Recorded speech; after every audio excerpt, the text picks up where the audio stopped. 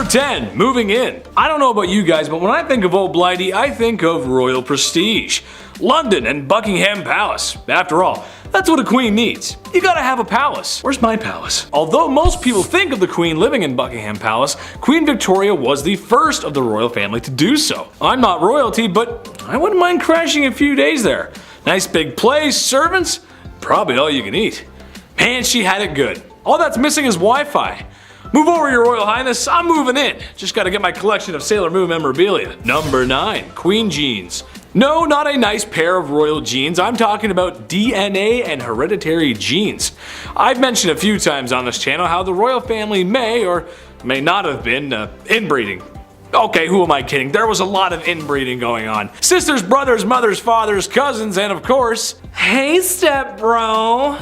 Now, as lovely as that seems to some, unfortunately, crossing the hall to reproduce can have ill effects, as inbreeding is known to have complications with birth and their offspring. Well, Queen Victoria may have been the first carrier of hemophilia B, a blood-clotting disease. While not having it herself, it's thought she passed it down through royals related all throughout Europe. Tsar Nicholas II's son comes to mind.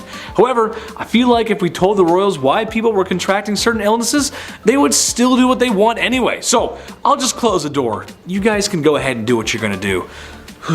At number 8, no side bays. A bad relationship can really mess you up. Anyone who's been through a bad breakup can tell you that. Not as many people carried that pain with them as much as Catherine de Medici did back in the day. Her didn't even begin to describe how she felt, and she really embodied the pain that she was feeling after having her heart broken. She basically turned into the type of person that was like, if I'm not happy, no one else is gonna be happy either. Catherine's husband, Henry II of France, had a mistress, and Catherine was well aware of it. They had been having an affair for basically the whole time Catherine was married to Henry, and he loved his mistress more than he ever loved his wife. When Henry was on his deathbed, his final request was to see his mistress one last time, and as a final F you to her husband, not only did she deny the mistress from visiting Henry, but she literally made him die alone with no one by his side when he kicked the bucket. On top of this hatred towards her husband though, Catherine was also an absolute B-word to her daughter as well. Catherine would fight her daughter over her romantic affairs. I guess she didn't want her daughter to be like her father. Either way, Catherine got so mad about one of her daughter's affairs that when she found out about her lover, she locked her daughter away in a castle and never saw her again. Talk about a serious grudge.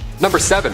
2 for 1. When you're deemed the most beautiful woman in all the realm of England and the most loving, well, odds are you're going to need 2 husbands. All that love to give, it only makes sense. Joan of Kent was named as such, and at the age 12, so gross, she was married for the first time. She fell in love with a knight named Thomas Holland. Yeah, she dated Tom Holland, the knight Spider-Man guy. That's great. He was 26 and she was 12, still gross, but they got married in secret. She knew her parents wouldn't be on board. He was broke, and yeah, he was also 26, so for obvious reasons it had to be a little hush-hush. Even in royal standard, that's a bit odd. After the wedding, Thomas had to go off to war, and he wasn't gone for too long before, well, she remarried. The son of the Earl of Salisbury slid into her DMs, and Joan thought Tom Holland's Spider Knight was dead. Well, Thomas returned, like he did in Endgame, but there were legal issues now. Ultimately, Joan and Thomas got together and had 4 children, but after Thomas did die, Joan became the first ever Princess of Wales. So if you love someone, just, marry them. Even if the other person's still just over there, just marry them both, see what happens. At number 6, apple of his eye. I feel like this queen I'm about to tell you about needs to have her own movie made about her or something, because the things she did for power were almost unbelievable. I would say that I would want to be her when I grow up, but she's kind of responsible for the deaths of a lot of people, and that's not really something I'm striving for, But she did have a lot of determination. I will give her that. Isabella was married to King Edward II of England, and though she was quite the catch, Isabella wasn't really all that jazzed about him. She was like, meh, I guess I'll be your wife, even though back then she really wouldn't have a choice in the matter anyway. Anyways, after 10 years of marriage and the birth of an heir, things seemed to be relatively okay between the king and queen. That is until the king started getting all buddy-buddy with his friend Hugh Despenser, who was a much hated noble. Very hated. hated numero uno. Isabella didn't like the bromance that was forming, and she was like, no, the only person who gets the king's attention is me. So she rallied the support of the other nobles, banished the Despencer family, burned their castles to the ground, claimed their possessions, and killed anyone who supported the disgraced family. After all of that went down, she took refuge in the Tower of London, where she met a prisoner whom she smuggled to France. Then she got her husband to bring their son to France. And from there, with the support of the nobles and the common people, she was able to defeat her husband and the Despensers, and became Queen Regent until her son Edward III came of age to become king. After all of that, she finally got her way. I hope she slept well that night, because she did the most. Number 5. Rebel Princess. Princess Leia wasn't the only rebel, okay? Princess Margaret partied with rock stars during the 60s. The Queen's younger sister was known as the Rebel Princess. She was seen for years and years as this, well, bad.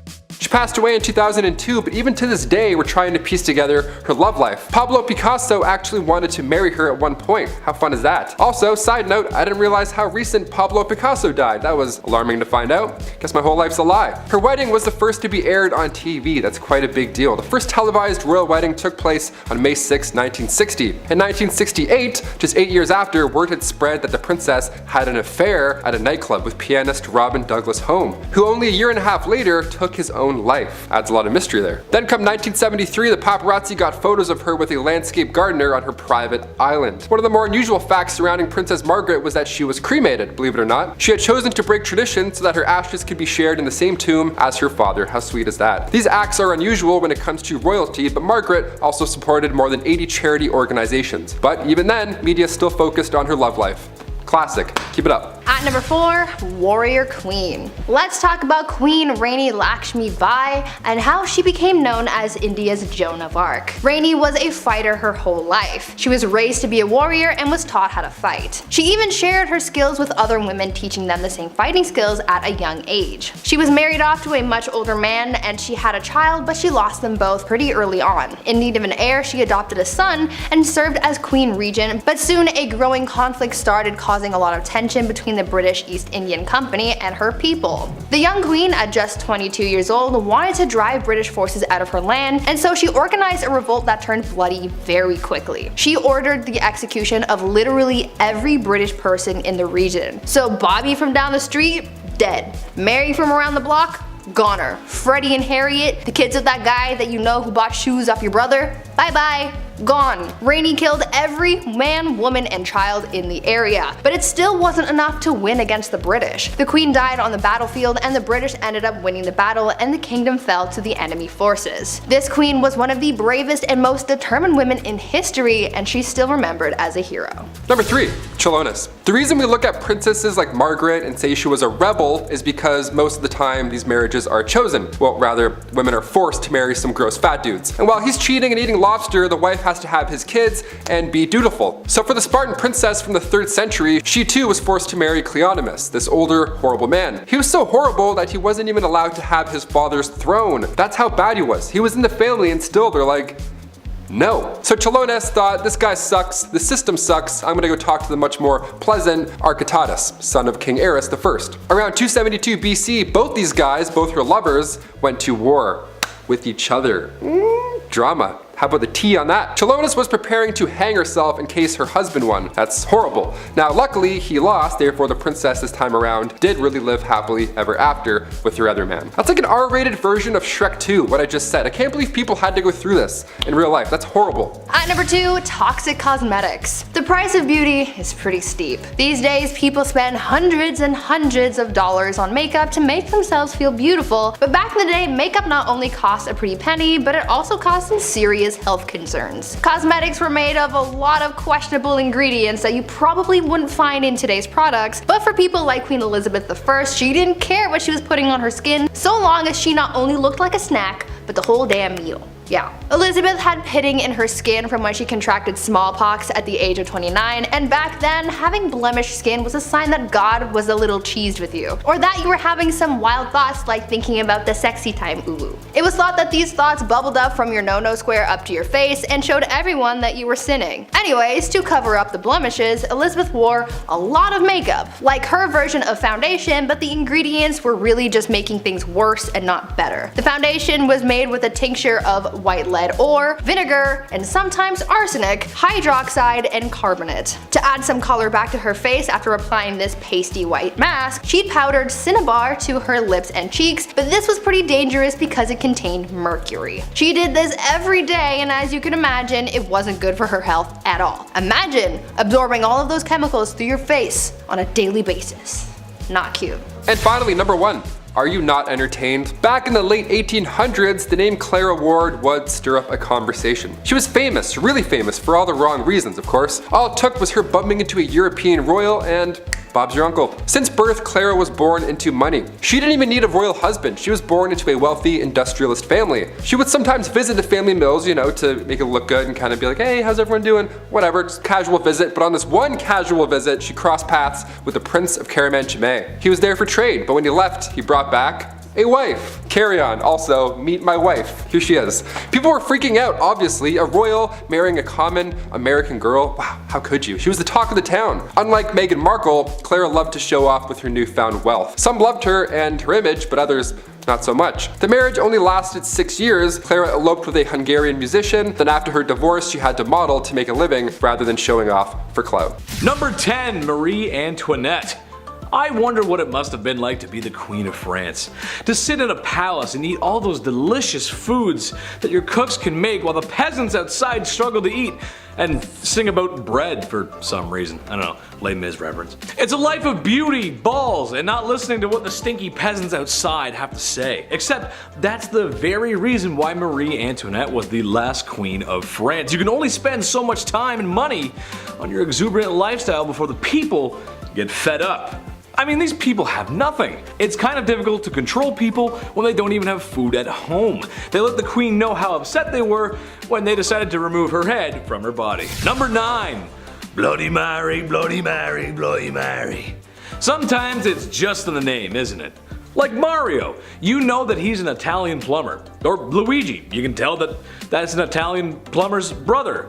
And King Dedede, king of the DDDs or something. I don't know. Okay, maybe the names don't always give it away, but Bloody Mary does.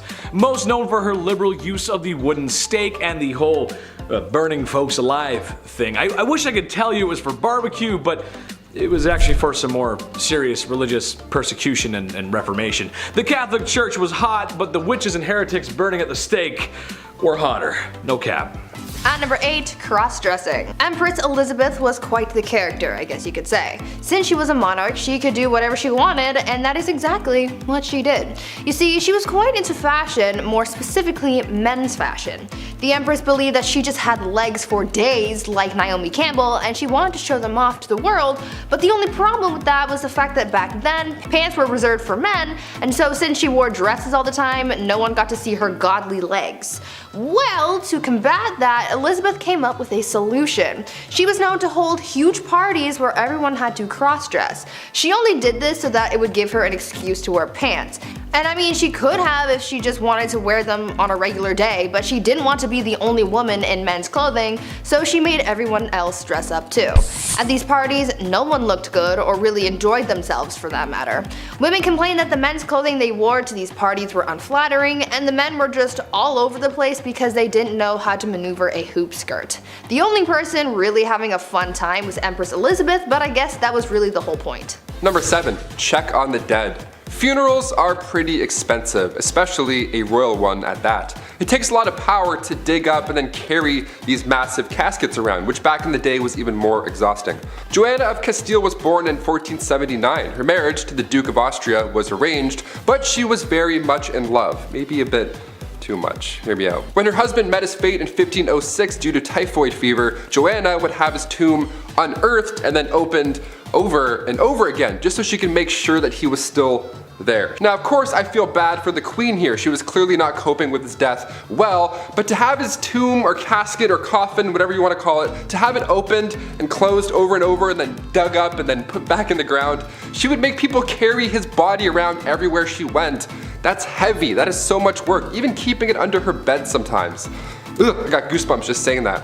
That's pretty creepy. Ashes, I could understand. That's like a one-man job to carry that around. But a 1,000-pound royal coffin? They have to carry 30 city blocks? My back already hurts thinking of that. No thank you. I quit. At number 6, deadly affairs. Dating is hard. If you've ever been on dating apps like Tinder or Bumble, then you know that things aren't as easy as it may seem when it comes to finding someone that you remotely like. Maybe we should take a page out of Queen Nzinga's book when it comes to dating, because it seemed like she had fun with her escapades. Well, maybe don't actually do what she did because it's actually pretty gruesome, but you get what I'm saying. Queen Nzinga from what is now modern-day Angola was a busy woman. After taking over the throne from her brother, she juggled the monarchy, wars with the Portuguese, and having a love life. The queen pulled together a harem of only the most attractive men, but because she was such a busy person, she didn't really have the time to walk into a room and choose who she was going to sleep with that night, so she came up with an alternative solution. Nzinga would have 2 members of her harem fight each other to the death every night, and whoever won got to sleep with the queen. Solid plan, right? Well, the winner wasn't really all that lucky for too long, because she would have the winner executed the following day. Number 5. Diamond scandals. Queen Mary wasn't the only queen with sticky fingers, it seems. The affair of the diamond necklace has sparked many conversations. France's queen from 1774 to 1792 was Marie Antoinette, and if that name sounds familiar to you, it's because she was the last queen before the French Revolution. She was also known for spending a buck on jewelry. She liked the diamonds. Now this Countess de la Motte was this young lady, a friend of the queen supposedly, who entered the French court in 1785. Now she got somebody to disguise herself as the queen, and then she acted like she was in love with this high society member, all to get her hands on this $12 million necklace. Now she said that she would pay, but never ended up paying a dime, so that's horrible by itself, and the queen supposedly had no idea about any of this or what happened to the necklace. Although this countess pretended to be her friend beforehand. The public went on to hate her for this, not believing in this scandal of course. One of the most notable lines from Marie Antoinette was when the French spoke out for not being able to afford bread. She apparently said, "Well, let them eat cake," which led into the French Revolution and ultimately her demise. Shine bright like a diamond, I guess. At number 4, test drives. Catherine the Great of Russia was well known for a number of things. She was known for being a good leader, a strong ruler, and surprisingly for her naughty bedroom fun times as well. She was well known for her adventures in baby making, and there was once a rumor that she did the deed with a horse. Obviously that wasn't actually true, however she did do it with a lot of men. The only problem that she really faced when it came to finding a new partner was actually having the time to do so. I mean, it's not like she could swipe through Tinder while sitting on her throne, right? What was most important to her was finding a new lover who was skilled in the sack, and she didn't really want to waste time on testing these guys out, so she had someone else do it for her. Catherine had a friend take her potential partner out on a test drive, so to speak, so that she wasn't wasting her time on someone who couldn't meet her standards. Remember, she is a very busy woman. It is said that on a couple of occasions, Catherine's tester friend was caught in bed with Catherine's partner again well after the Empress was with him, and that made things a little complicated, but I imagine that they got past that. Or at least I really hope they did. Number 3. Change religion. Ruling alongside the pharaoh Akhenaton from 1353 to 1336, Queen Nefertiti, aka Lady of Grace, aka the Lost Queen of Egypt, was only 15 years old when she married 16-year-old Akhenaton. Now, alongside her new young husband, she built an entirely new capital city called Amarna and ruled over what's now considered the wealthiest period in ancient Egyptian history. But when it comes to spoiled queens, or rather queens who could do anything they believe with their power, we have to mention the queen that changed Egypt's religion. Both her and her co-ruler were in a cult, the cult of the sun god Aton. In the earliest accounts of the queen, she assisted her husband in a ritual that smited the female enemies of Egypt at the time, and there have been a few blocks that have since been recovered from the Theban tombs of the royal butler that depicts the queen wearing her unique blue crown, part of these sun god rituals. So now cut to the end of the king's ruling, the Aton was now Egypt's main god. Some queens change laws, others change religion. At number 2, fake village. Imagine being so privileged and so disconnected from the world that you pretend to be poor for fun. Well, that's pretty much what Marie Antoinette did. This French queen was known for her lavish and opulent lifestyle, and that's really the only life that she knew.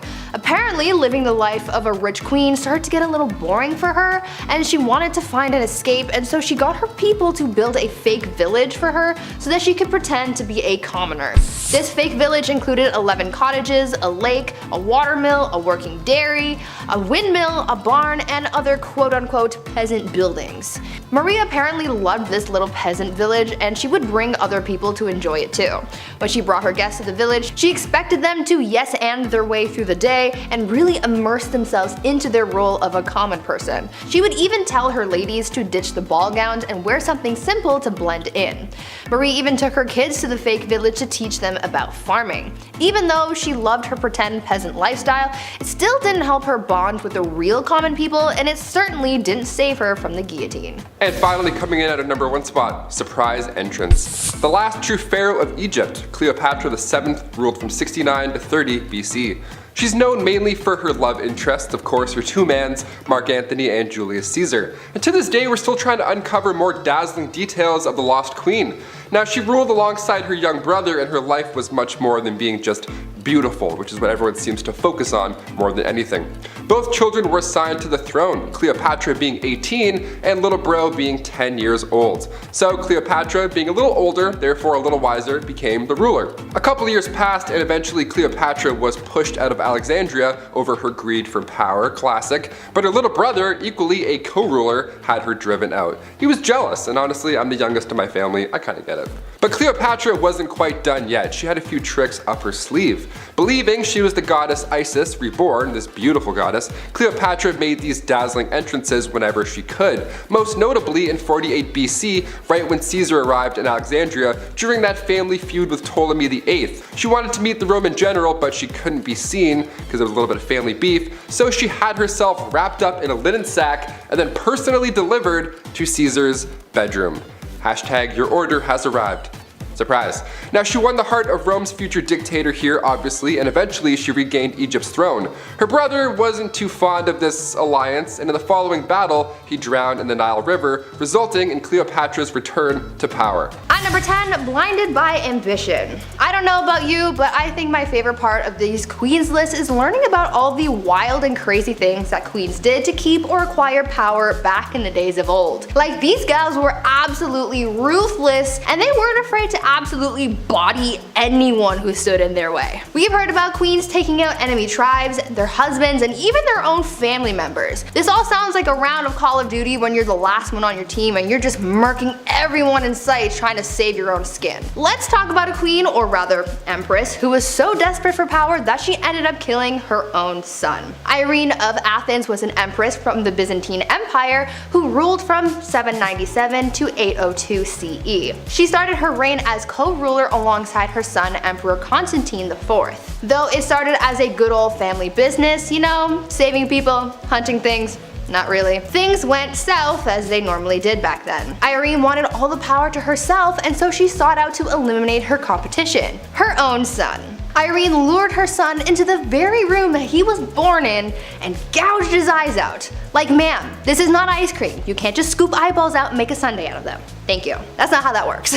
Constantine ended up dying as a result of his injuries, and since his own heir had passed away earlier that year, the transition of power ended up going to Irene, who became emperor. Yes, emperor, not empress, because she was the sole ruler, making her the first woman to do so. Number 9. Topless duels. Yeah, you heard me. Hungarian Princess Pauline von Metternich was married to Prince Clemens, but she was born in 1836 and she had to marry her uncle when she was 20 years old. So, surprise, surprise, she was unhappy. Who knew? Weird, right? Since the marriage began, her husband was involved in numerous affairs. He liked going after actresses or singers, anyone glamorous or hot or cool. He barely paid any attention to her. That is until, you know, she started to have fun, live a life maybe. Yeah, once she got over this gross prince, she had a great time. She drank, she smoked, she partied, she defied convention, but most notably, her duel in the summer of 1892. She challenged another royal, a countess of the matter, to a duel in nothing but a corset. Now to this day, it's not yet determined who exactly won this duel, this corset poke off, but a princess dueling in the dark after some drinks, that should be a musical, not Frozen. Get out of here. Number 8, Queen Caroline. In a list of unusual ways that people have died, odds are it's going to get a little gruesome, a little messy. After all, that's why you clicked this video, right? Some ancient queens die natural causes, and then history remembers them for their reign. In this case, history remembers Queen Caroline for the way that she died. It was written in an epigram from the 18th century from a poet named Alexander Pope. He wrote down, "Here lies wrapped up in 40,000 towels, the only proof that Caroline had bowels."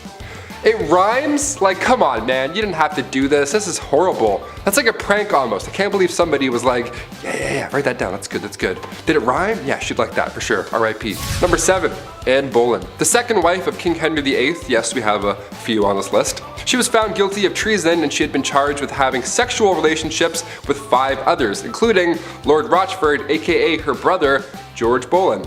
Yeah, the ancient days were a little bit odd.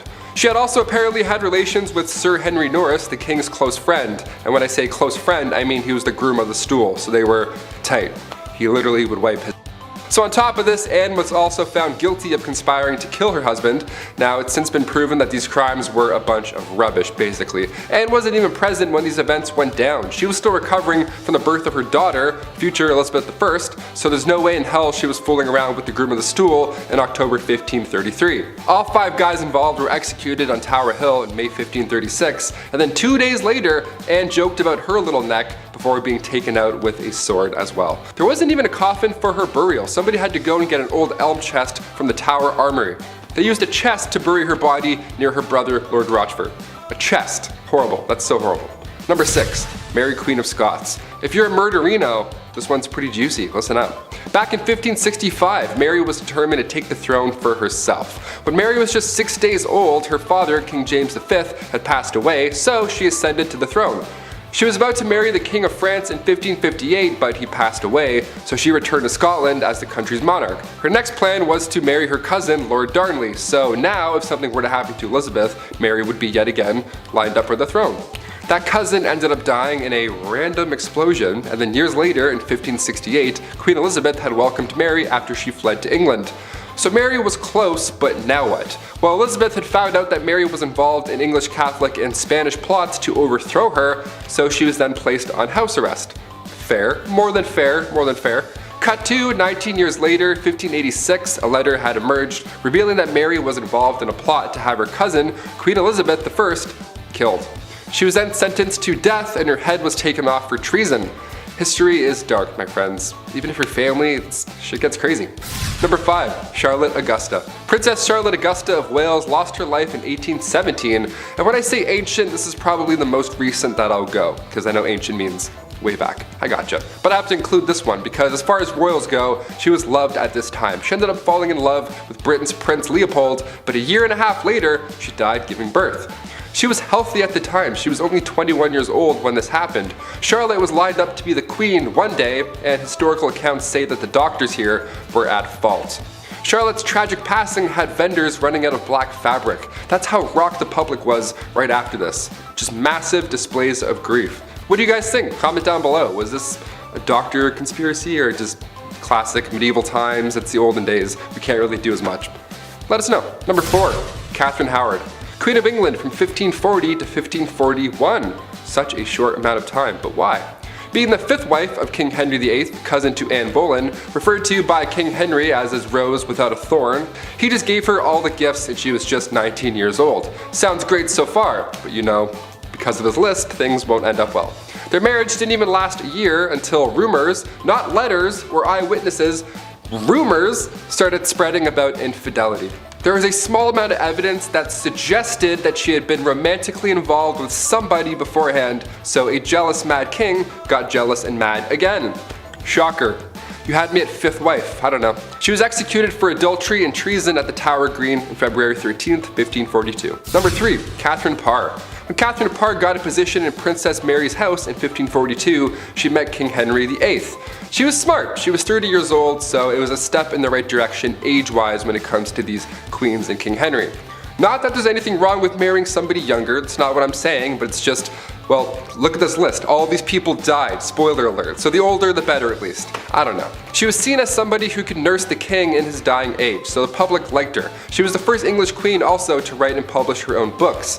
Now, come 1543, Catherine gave up her man, Thomas Seymour, to marry the king. The two got married that July at Hampton Court Palace, and from that point on, her beliefs were deemed dangerous. Queen Catherine was a supporter of the English Reformation, and Catherine's religious opponents were plotting against her and they tried to convince the king that she was dangerous. Her arrest was even planned, everything was kind of going in a bad direction. And then Catherine went to King Henry right away and then asked for forgiveness herself. You know, for pushing her views too far many times before, and he forgave her. Meanwhile, others are losing heads for having relationships. Okay? Her and Henry were married for 5 years, and then after his death, she married Thomas Seymour just a few months later. And then come September 1548, she died after giving birth to her daughter. The account of her death comes from a lady-in-waiting and friend of Catherine Parr, comes from Elizabeth Tyrrett, only her account is fishy because she never liked Thomas Seymour to begin with. She made it seem like Catherine was speaking about her husband in a negative manner when she was dying, and this is the only time in history where that's ever been an idea. So what do you think? It's like broken telephone, but hundreds of years ago. I'm like, maybe she was friends? I don't know. Sounds like a conspiracy. Number 2, Anne of Cleves. Where to even begin here? Okay, this one is sad, man. Anne was right in the middle of Henry's wives. She was married to King Henry for 6 months, and it was seen as quite strategic in a way. Henry's chief minister convinced him to marry one of the sisters of Germany's Duke of Cleves, either Anne or Amelia. So in order to decide, Henry requested that Hans Holbein travel to Cleves to paint a portrait of each sister. This is like the birth of Tinder right now. I'm not joking, this actually happened. This man compared portraits and then chose Anne because every man praiseth her beauty. She was compared to the silver moon. Yeah, try that on a dating site. I praiseth thou beauty, madam. Super swipe. A treaty was signed, and a few weeks later Anne arrived to England. Henry was beyond upset because she looked nothing like she did in her portrait. Yep, real life, this is what really happened. He tried to stop the wedding because of this, but it was too late. They had to follow through, and they got married on January 6, 1540. Anne later accepted the divorce because obviously a divorce was in play after what you just heard, and then she lived as the king's sister peacefully until her death in 1557. Of all the ways to be remembered in history, King Henry made this horrible for Anne. And finally, number 1, Cleopatra.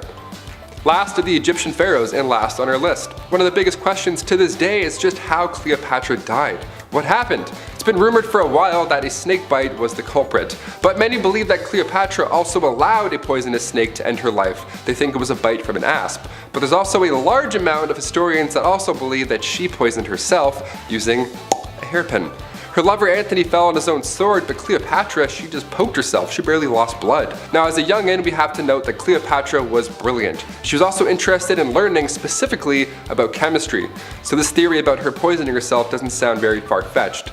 Until we find her body, we'll really never know. What do you guys think? At number 10, royal enemas. Apparently, back in the day, enemas were all the rage amongst the elite. It was believed that enemas were good for your health, so everyone was doing it to try and live a little longer than the rest of those commoners and peasants. One person who really just couldn't get enough enemas in his life was King Louis XIV. It is believed that over the course of his life, Louis XIV received thousands of enemas. When I tell you this guy was obsessed, I'm not kidding. One year, Louis received 212 enemas in just the 1 year. And of course, he had to make his enemas a little jazzy and couldn't just use water like any other person. Oh no. My guy was using things like almond milk. His enemas were also sometimes scented with orange or rose, and sometimes even colored just to make it a little more special. To get an idea of just how obsessed the elite were with receiving enemas, just think about the fact that a French duchess once received one during a court ball. The duchess was in the middle of having a conversation with Louis XIV, and during this conversation, one of her maids came over, snuck under her dress, and gave the duchess an enema on the spot. Ew. These people were so weird. At number 9, pampered pony. I'm sure I can speak for most people when I say when you have a pet, you love and care for that thing like it is your child, right? Well, one Roman emperor might have taken that concept a little bit too far, because saying that he was obsessed with his horse is an understatement. The Roman emperor known as Caligula had a horse named Incitatus. Caligula was a horse racing enthusiast, so Incitatus was his pride and joy, and not too many people were all that thrilled about it, to be honest. When I tell you this horse was treated better than most people have ever been, I'm not kidding. The horse's stall was made out of marble, his manger was made out of ivory, and he was even fed oats flaked with gold. Caligula was also very adamant about his horse receiving a good and restful sleep before a race, and he was so serious about it that he made guards stand outside of the horse's stable to make sure that the horse remained undisturbed while it slept. This horse even had its own furniture. Like, what is he gonna do with it?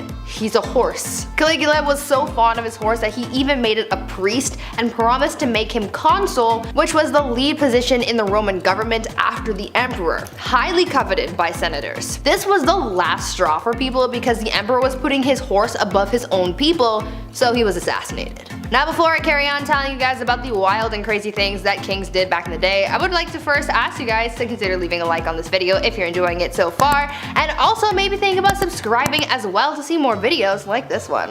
At number 8, Akbar. Humayun continued to deal with the competition of his brothers until finally his reign came to an end, but not in the way that you would expect. He was carrying a bunch of books up some stairs and he accidentally fell, leading to a lethal head injury. His 13-year-old son Akbar had to inherit the throne.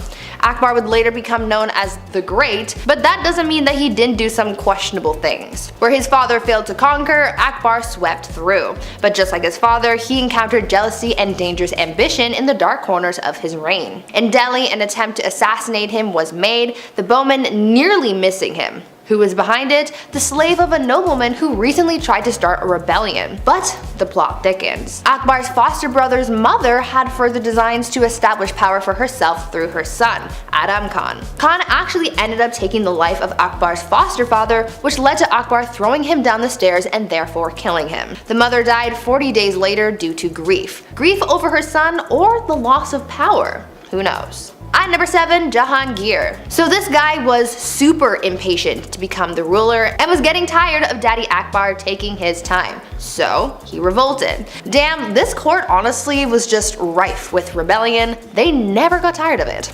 In 1599, while his father was otherwise engaged and away from the palace, Prince Salim led a revolt. During the revolt, he even skinned a man alive. Akbar was pissed about this and wrote to his son and said, quote, "I have never skinned a bird alive in my life, and you have treated a human being in this manner." Jahangir then went on to conspire against a close advisor of his father named Abul Fazl, whom Jahangir killed in a small battle. Despite Akbar being devastated at his son's behavior, he was the only male heir left to inherit, so on Akbar's deathbed, he forgave his son and implored the nobles to recognize him as a leader. At number 6, sewed to an ox. Now Jahangir was emperor, but the trouble didn't stop there. I saw some sources recognize him as a somewhat benevolent figure, while others said that he was the exact opposite. He was pretty brutal, and his first task was crushing a rebellion against that which his own son began.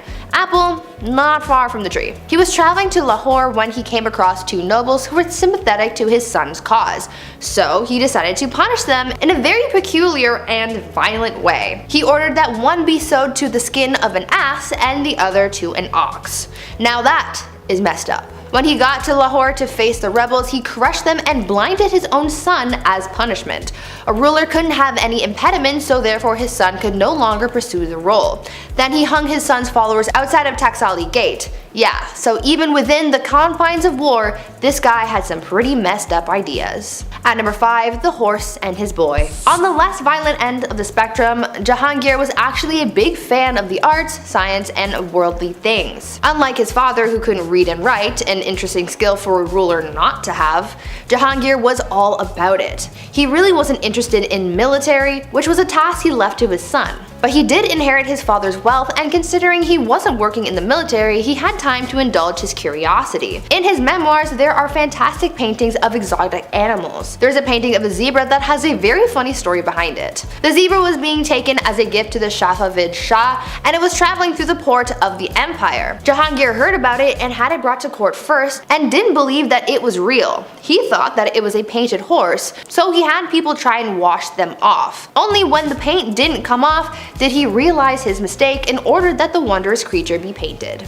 At number 4, Shah Jahan and the Taj Mahal. Okay, so this one isn't messed up for violence or anything, but it is the ultimate love story, and we just can't leave it off this list. There is one part that is messed up to me because, man, I don't even know, but we will get to that. If you've ever been to India, then one of the stops you made on your trips was probably to the Taj Mahal, a breathtaking mausoleum built by the Mughal Emperor Shah Jahan to commemorate the love of his life. Considering how big and intricate it is, you know that their love was bigger than any storybook. book. An Indian poet called the Taj Mahal a teardrop on the cheek of time, a testament to grief and power. Mumtaz Mahal was Shah Jahan's favorite wife, forsaking all of his other wives just to be with her. They went everywhere together, even on military missions. This is where, from my perspective, where things get crazy. This woman delivered 14 children for her husband. 14. Sadly, whilst giving birth to the last, she passed away, inspiring her king to build this massive structure. Both Shah Jahan and his love are buried beneath it.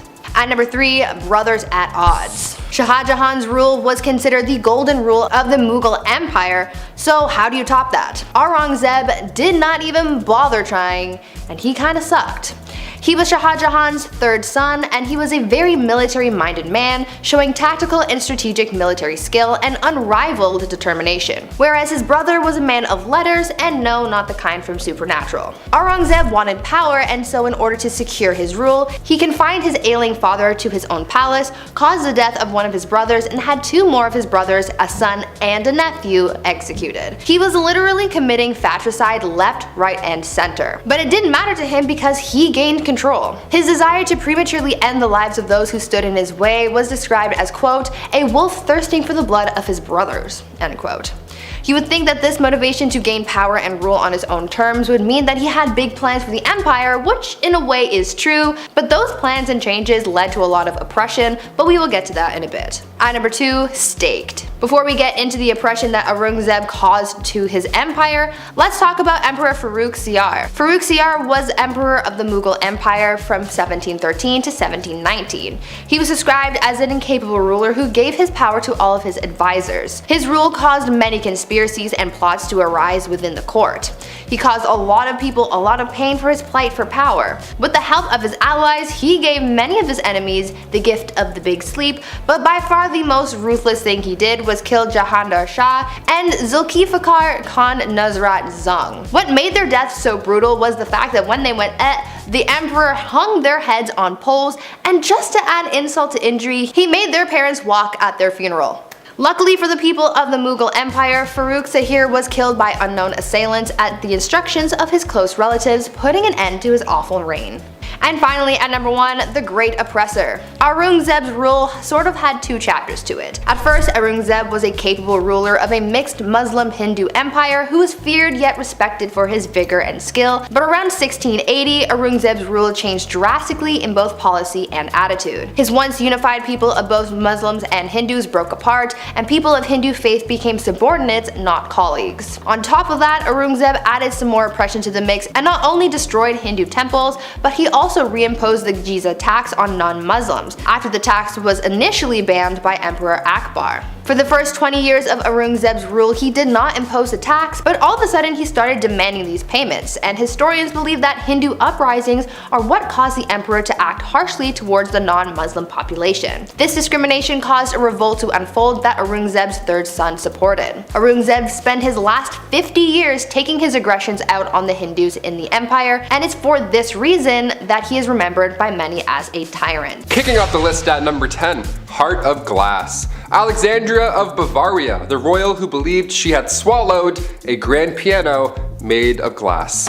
I'm not joking, yeah, she was a princess, so not technically a queen, but this is so insane that I had to kick off this list with it. The 23-year-old Bavarian princess was quite the scholar. She was known to enjoy literature, but she equally put energy into convincing those around her that she'd swallowed a piano made entirely of glass when she was a wee child. She grew up afraid that her inner piano would shatter. We have an inner demon, she has an inner piano made of glass. So she would enter rooms slowly and sideways, I'm not kidding, to, you know, avoid cracking that personal piano problem. Just like King Charles VI, he thought he was going to break at any given moment. Saying you were made of glass was quite an uncommon delusion. The victims were more often than not royalty. They had glass, they watched this fancy material shatter in their hands all the time. No wonder, it probably scared them. There's actually a play on this glass delusion. It's called The Glass Piano by Alex Sobler. Quite recent too, apparently it's a blast. Check it out if you have the chance. We love that. Keep writing plays about glass pianos. This is insane. At number 9, Rosemary's Baby. Back in the days of old, it was very important to the monarchy to have a male heir. Many kings throughout history have been known to get very upset when they weren't given a son to inherit the throne,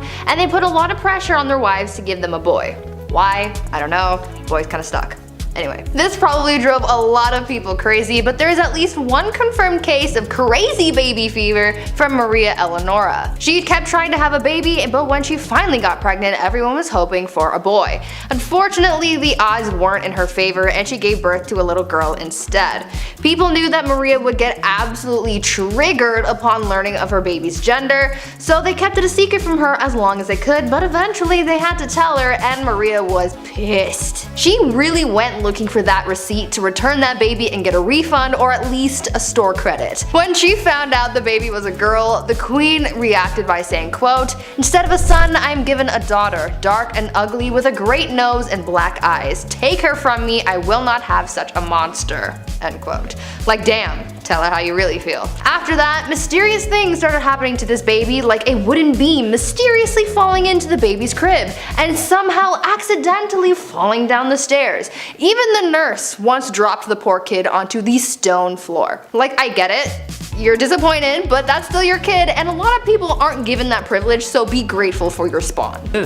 Number 8. The People's Princess. Okay, I know Prince Charles isn't exactly a king, but he is royalty, and the man kinda did Diana dirty. That's a quick and half put together allusion to a Michael Jackson song for the English majors and the audience. Being royalty isn't easy. Being royalty in a modern age when paparazzi overwhelm you with lights and cameras just for a juicy piece of gossip like, when was your last bowel movement? Is it slow? Extra extra, read all about it, the princess is constipated. That's just not fun. So after Prince Charles and Princess Diana had been married for a few years, you can understand how excited the media was to find out about their marital disputes. "There was 3 of us in this marriage, so it was a bit crowded," was a quote by Princess Diana that gave the media a field day. Sadly, Prince Charles was having an affair, and it wouldn't be too much longer that Diana would perish in a car accident that may or may not be organized by the royal family themselves. Number 7. Midlife crisis. This one's kind of generalized because if I didn't, I'd have to mention almost every king ever. So here we go. Back in ye olde times, the access to better healthcare just wasn't there. Doctors aren't washing hands. Imagine, Buddy eats some greasy mutton and then says, "Alright, time for your enema." But those aren't the only greasy hands around certain orifices I'm talking about.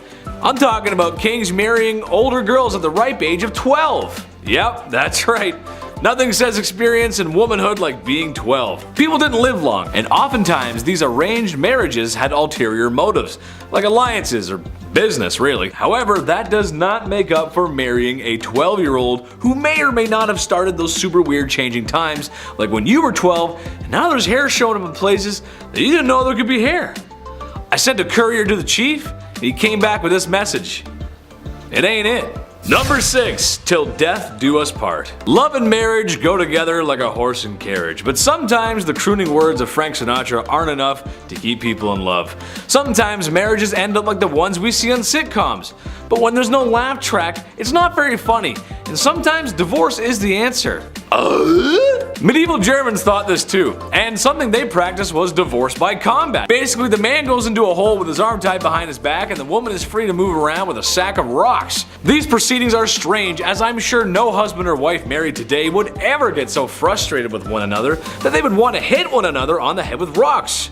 Oh, the blessings of being married. Number 5. Domestic disturbance. William the Conqueror was one down bad dude. The illegitimate ruler to the throne left a bad taste in some people's mouths, and was just as ruthless in silencing those rebellions that were always uprising against him as he was with the famous battles he was a part of, like the Battle of Hastings. But what I think he should be remembered by is the way he asked Matilda to marry him, or rather the extreme measures he took when she refused his advances because he was an illegitimate leader. William dragged Matilda by the hair out into the middle of the street and beat her until she agreed to marry him. I don't have to tell you how messed up that is, and I sure hope I don't. Number 4.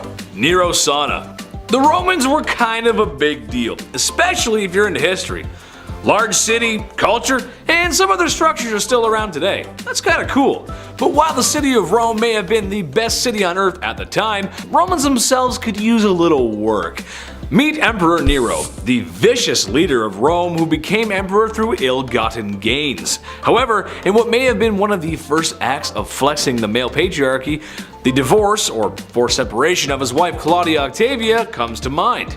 It was a rocky marriage from the start. There was a general dislike from the very beginning, but when Nero remarried, as emperors did, he had Octavia banished to an island, where shortly after she would be suffocated in a hot vapor bath.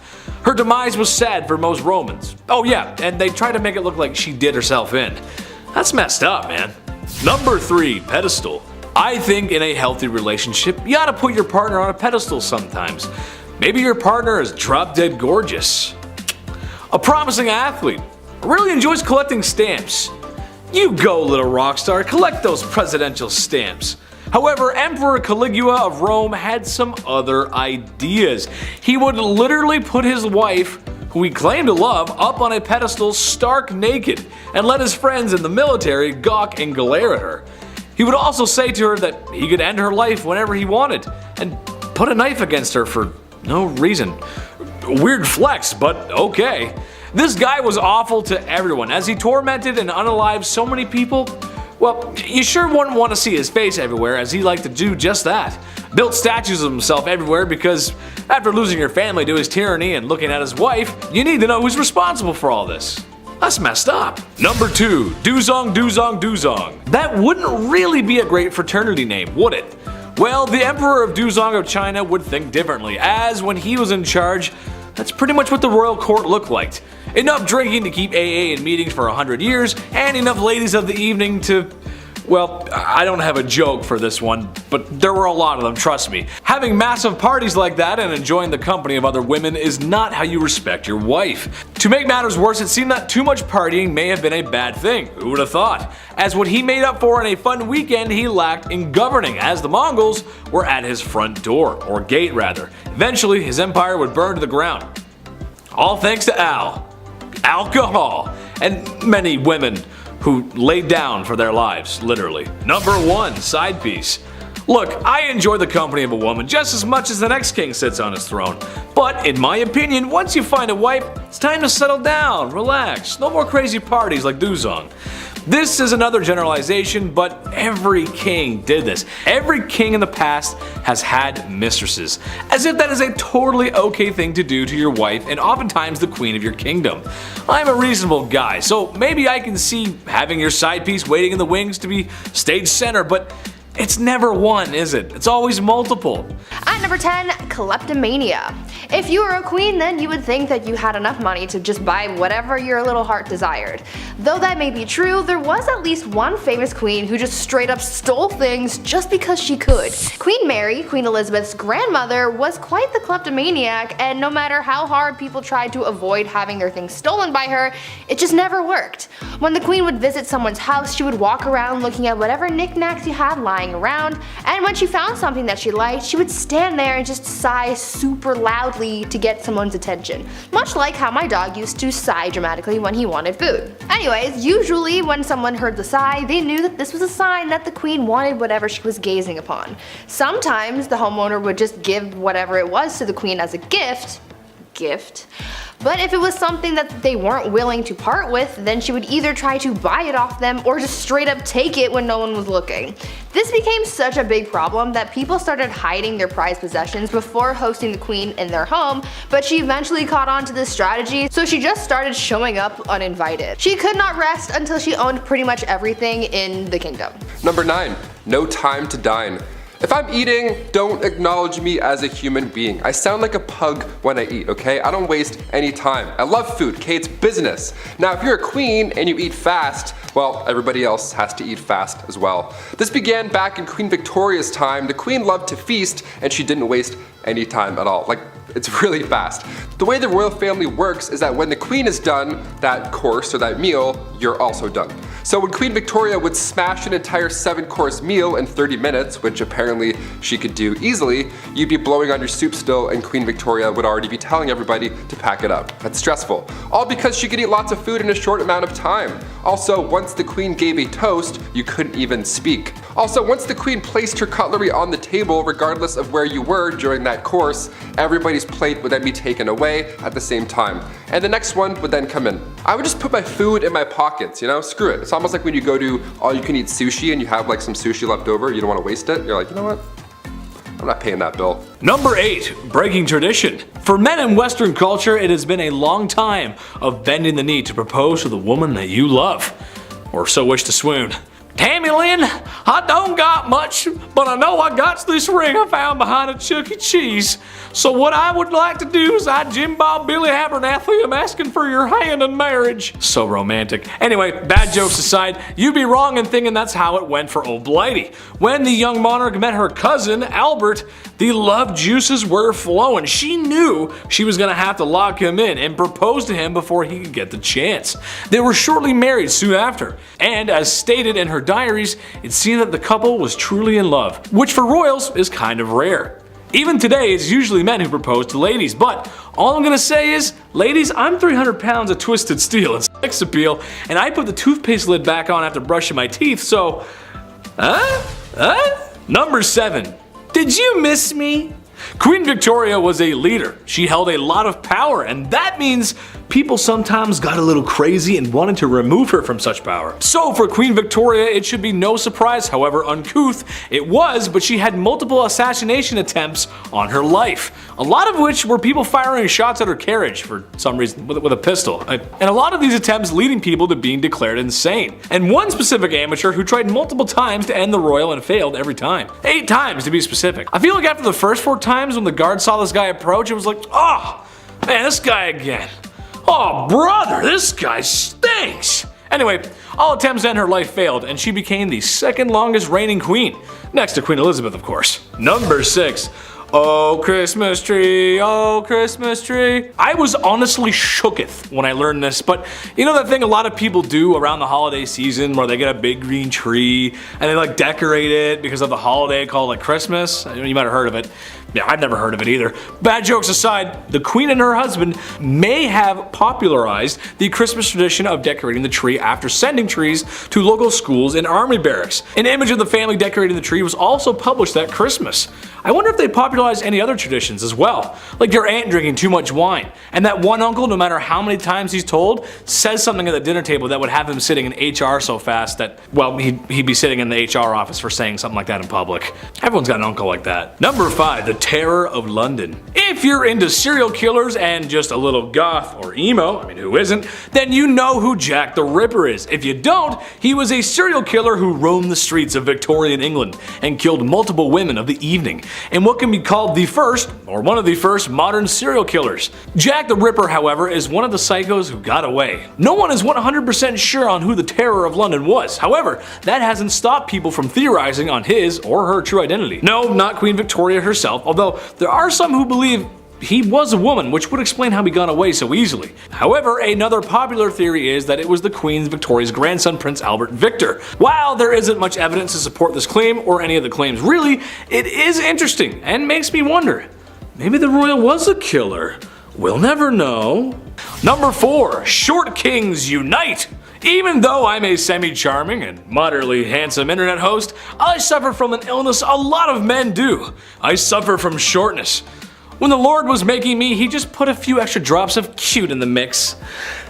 And then there was no more room for my legs to grow.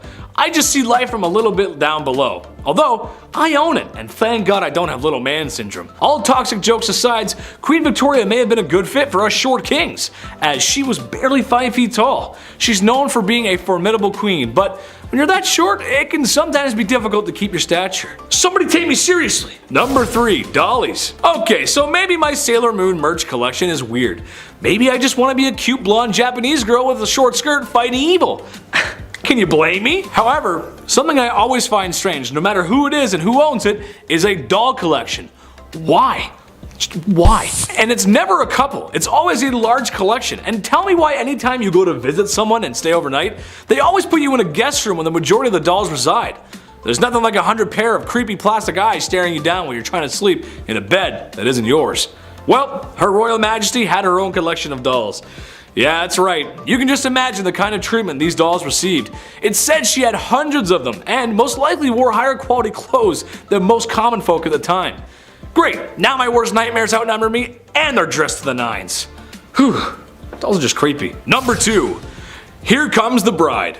Imagine being so powerful, so mighty, and influential that you'll create two Western traditions. Sure, the Christmas tree is great, but I'd argue the white wedding dress is more. She wasn't the first to wear a white wedding dress, but she was the one that made it happen. There's a few reasons why, and the obvious one is flexing that royal coin, but imagine trying to keep pure white clothes clean in the past. My mom makes a mean spaghetti and meatballs, and I have a difficult time keeping those stains off my white t-shirts, which, if you also ask my mom, is a bad color for me. I was a messy kid. That's why other colors at the time made sense. After all, there's no dry cleaning in the 1800s. At least not with modern machines and stain remover. Hey Alexa, can you add stain remover to my list? Number 1. Send lewds. Despite being known as a somewhat prudent queen, apparently the queen had an eye for the art that was lewd. In one case, the royal husband and wife gave each other art. She got some nice work, and he got some nice works, if you catch my drift. We all know how nudity and lewd imagery can be treated by those who wish to censor it. Queen Victoria felt the opposite and had somewhat of an appreciation for the human form, even commissioning a lewd painting of herself. At least lewd for the time, it was more like a wrist and ankles kind of thing, but you know. Kicking off the list at number 10, must love licorice. Okay, we'll start off a little tame. Napoleon Bonaparte, the famous French emperor, the famous military leader from the 1800s. Napoleon Bonaparte was responsible for conquering a large part of Europe. Bet you didn't know he was obsessed with licorice though. Way too much. He would eat this all day, every day. Ugh, it feels gross. Look, as somebody who can't stand licorice, I already feel bad for Josephine. Licorice breath at any time of the day coming your way? No thank you. I'll hard pass. Napoleon carried licorice around with him at all times. This guy ate so much of it, his teeth became stained. They turned black. Oh yeah, I forgot to mention, it's black licorice too. Not the strawberry pull-and peels, those are great. I'm talking about 1800s black licorice. It would come in lozenges. If somebody offered me a lozenge and it was black licorice, I'd call the police. Smack it out of their hands. Number 9, George IV.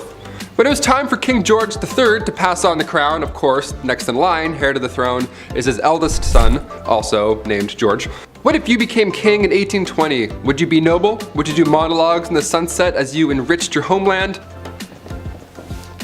Kings like to do that a lot with their if I had the hair still. Or would you do what King George IV did and make horrible financial decisions every single day?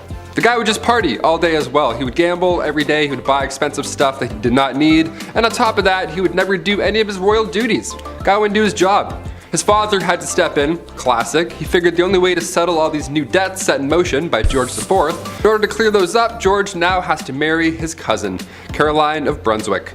The arranged marriage happened April 8th, 1795, and what was supposed to be a happy day for all was a nightmare for all included. They hated each other as soon as they met. I mean, obviously, he was a fool. George got heavily intoxicated for the wedding. He was just hammered the entire time. And then 9 months later, almost to the day, they had a child. And then right after that happened, they went their separate ways. So yeah, horribly unhealthy relationship. Once George became king in 1820, he then tried to divorce her. Like, what a fool. Just let it go. Let it all go. Let her go. Number 8, Berlin bust. Perhaps one of the most popular ancient sculptures of all time was found on December 6, 1913. German archaeologist Ludwig Borchardt found this on the floor of the Royal Sculptures Workshop. This figure has some unforgettable details. I mean, first of all, she's breathtaking to look at, and the blue headpiece. These are all important. It was clear that this was Queen Nefertiti from the start. The German team split everything with the Egyptian government, so currently this bust is being held in Berlin. It draws in about 50,000 visitors a year to Berlin's newest museum, a little piece of Egypt all the way over there. We love it. Now, fun little fact about this modern bust, in 2009 there were scans done to it, technology, nice, and it's revealed that underneath this painted layer is limestone carving of a woman so detailed that you can see wrinkles in her cheeks, even a bump on her nose as well. That's like 4K Egypt, it's crazy. Back in 2016, these two artists secretly 3D scanned the bust of the lost queen and then straight up released the files online as a free download. The future is here, I guess. Also, that's a little invasive. Just scanning your head, like that's really? But 3 years later, officials decided to release that to the public, so here it is, take a look. The Queen Nefertiti 3D bust, scanned by James Bond secretly. Number 7, Monuments Men. It wasn't always a smooth ride for this specific bust. Sometimes it was a bust. I had to, why not? She spent 11 years in the private residence of Germany's expedition founder, Jacques Simon. Cut to 9 years later, that's when King Tut's tomb was discovered. A totally separate event, unbeknownst to them, connected. Howard Carter found King Tut's tomb in 1922, and of course afterwards the entire world was watching. Just a year later, her bust was finally moved to Berlin. It had a rocky go. It remained in Germans' hands throughout the entire war. Even that big ugly dude with a little mustache said that he himself would never relinquish the head of the queen. So, thanks, Spittler. I can't say his name because YouTube. It was hidden in a salt mine throughout the entire Cold War. The Germans would arrive too late though sometimes when stealing rich pieces of art. Like in 1940, for example, they arrived at the Louvre and it was bare. The Mona Lisa was now in a child's bedroom. Curators had moved the pieces, thankfully. But when a bust of a long-lost queen of Egypt was being held in a salt mine in the town of Merkers, the Monuments Men literally saved history. When Sergeant Kenneth C. Lindsay led his team down the 35 miles of tunnel, and aside from the queen's bust, billions of dollars of gold was also found down there, all stolen from the Germans. Number 6. Hidden chamber.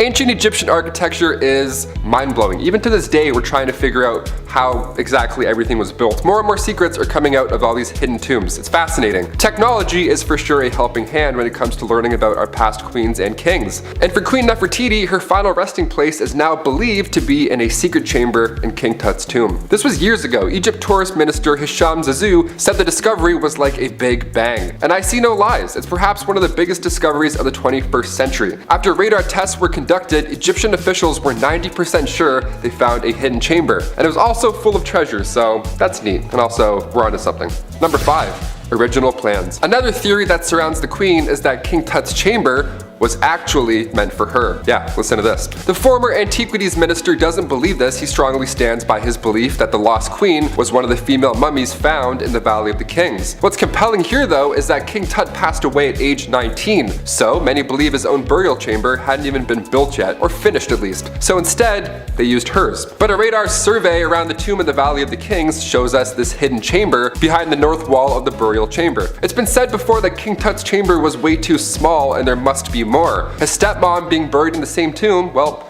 that's certainly a start. We're on to something.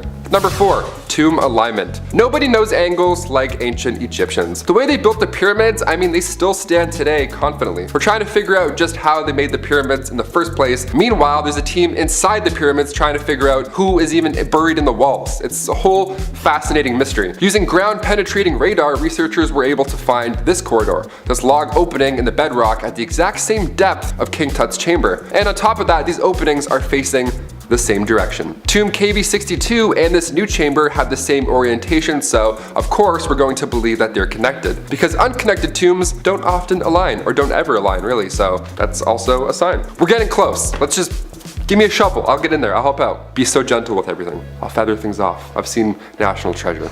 Number 3.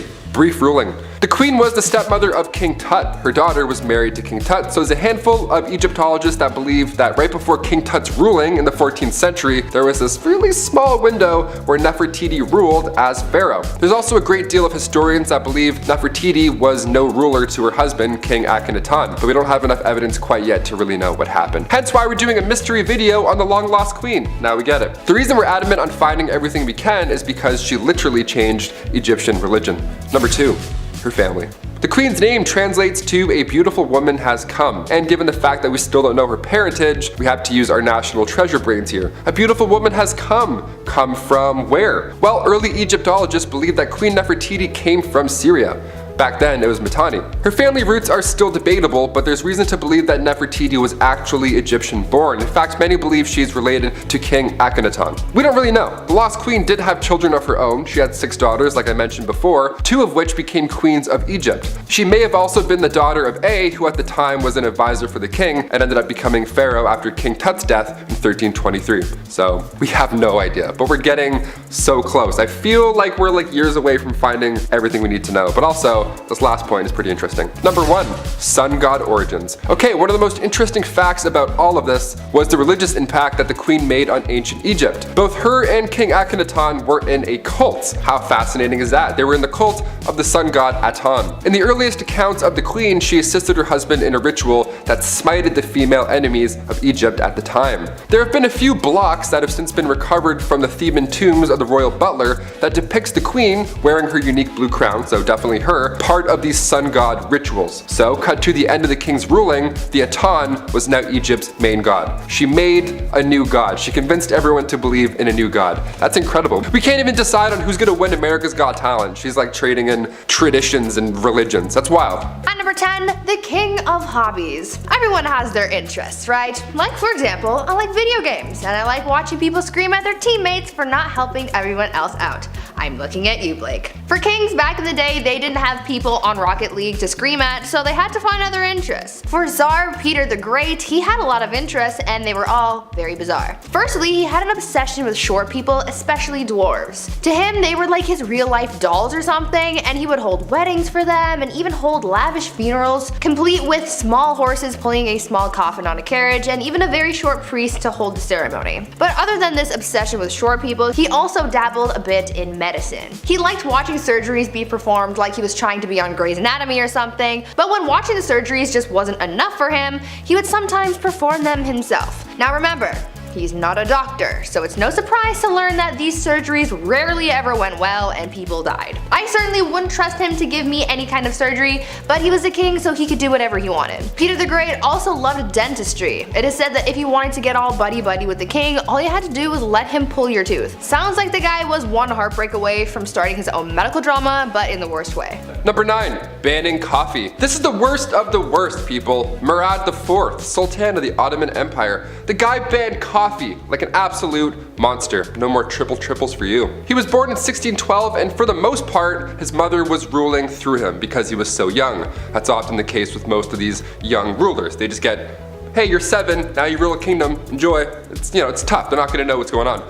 But when he got a little bit older, he put forth these laws, punishable by death, might I add, in order to get things back on track. That was the key. He banned coffee, tobacco, and alcohol. He would actually disguise himself as a civilian during the nighttime and would wander around aimlessly in hopes that he would find one of these dark roast renegades. If you were caught outside having a quick smoke break, you weren't arrested, you didn't get fined, but rather, Murad IV himself would take your head off right there in the streets.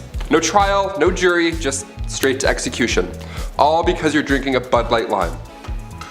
Number 8, shampoo. What's better than having a hot shower after a long day and just rinsing off the woes of the day? Honestly, it's one of my favorite things. For me, a nice hair wash feels good with my favorite shampoo, and because I'm a guy, my body wash, shampoo, and conditioner are all the same product. It's what we do. However, queens of the Inca civilization had more lucrative beauty products, to say the least. I say product because this was a process. What am I talking about? Fermented urine. What else, of course? Yes, that's right, the Incas' favorite way to combat those dry scalps was the forbidden lemonade. That's just gross, don't drink that. They would have clay pots filled with the golden broth, and then it was cast aside to really let those flavors come together. Or at least I think that's what's happening, that's something a chef would say. Anyway, once it reached the desired level of fermentation, it was then used to clean hair. Oh man, what a way to make a queen stay fresh. Just, message to the Incas, just stick to soap, man, don't do that. Imagine just like having it it feels so good. Oh, it smells great. I love this. This is fantastic. This is so great. I love this. Number 7, foundation.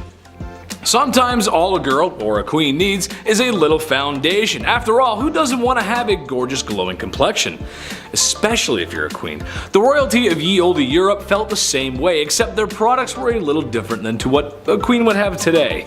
Some products are hard to pitch and market, but this would be even hard to market in a Super Bowl commercial. The queens of ye olde Europe fell into a trend of having pale skin. So, to achieve this mixture, it was a mixture of lead and vinegar to coat the face that gave the desired pale look. That just sounds awful.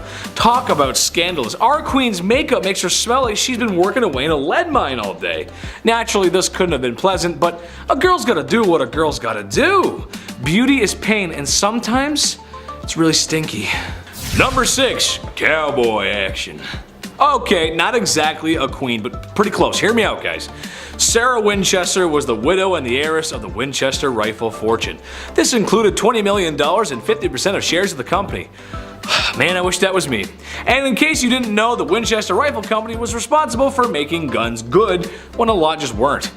And that model of rifle unfortunately took a lot of lives, so it's said that the Winchester mansion was haunted by the ghosts of the poor souls who found themselves at the business end of a repeater. Sarah allegedly was missing a few cards from the deck. All 6s and 9s, just a little crazy.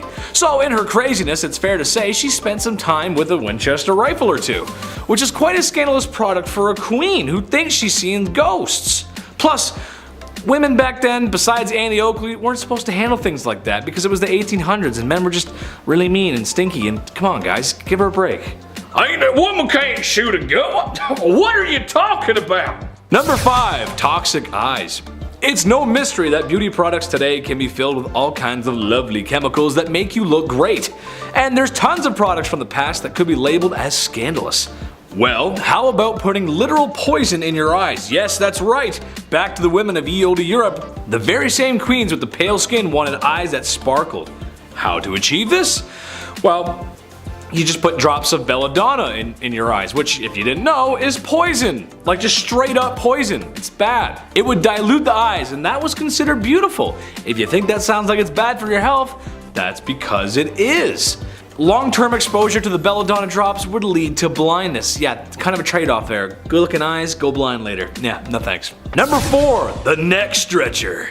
No, that is not a WWE wrestler or finishing move, although it really sounds like one it could be. No, this is something I've always been fascinated with, really. It's just kind of out of this world. I'm talking about neck rings from some African and Asian cultures. Basically, over there in some cultures, the more a woman looks like the Kaminoans from Attack of the Clones, the better. And that means it's time to stretch the neck by slowly placing rings around a young woman's neck until it grows. And then you keep slapping those bad boys on until you've got so many rings on your neck, it'll make you say Sifo Dyas. Had to fit a little Star Wars in there somewhere. Truth be told, the neck doesn't actually stretch. It's more the shoulders are dropping from all that weight, which can weigh up to like 15 pounds or something. It's crazy. And if common folk take part in this lengthy procedure, the most beautiful of queens certainly did too. Number 3. This makes no sense. Look, with all the crazy, super awful, weird things that humans have done, at least most of the time in my opinion, there's a method to the madness. Poisonous eye drops do make your eyes pretty, sure. The urine shampoo does get rid of my dandruff, okay. But with this one, I mean, there's just no way. It just doesn't make sense. And I would have no idea how to present this to royalty, especially the Queen of the Nile. Toothpaste made from mice, yes. Just how though? It doesn't make any sense. Like, how is a mouse supposed to make your breath feel fresh over some herbs and nicer smelling things? Basically, you cut the mouse in half, like that's a normal thing to do, and then you put that in your mouth. Also, have you ever tried catching a mouse? That's not easy. Is there a mouse farm?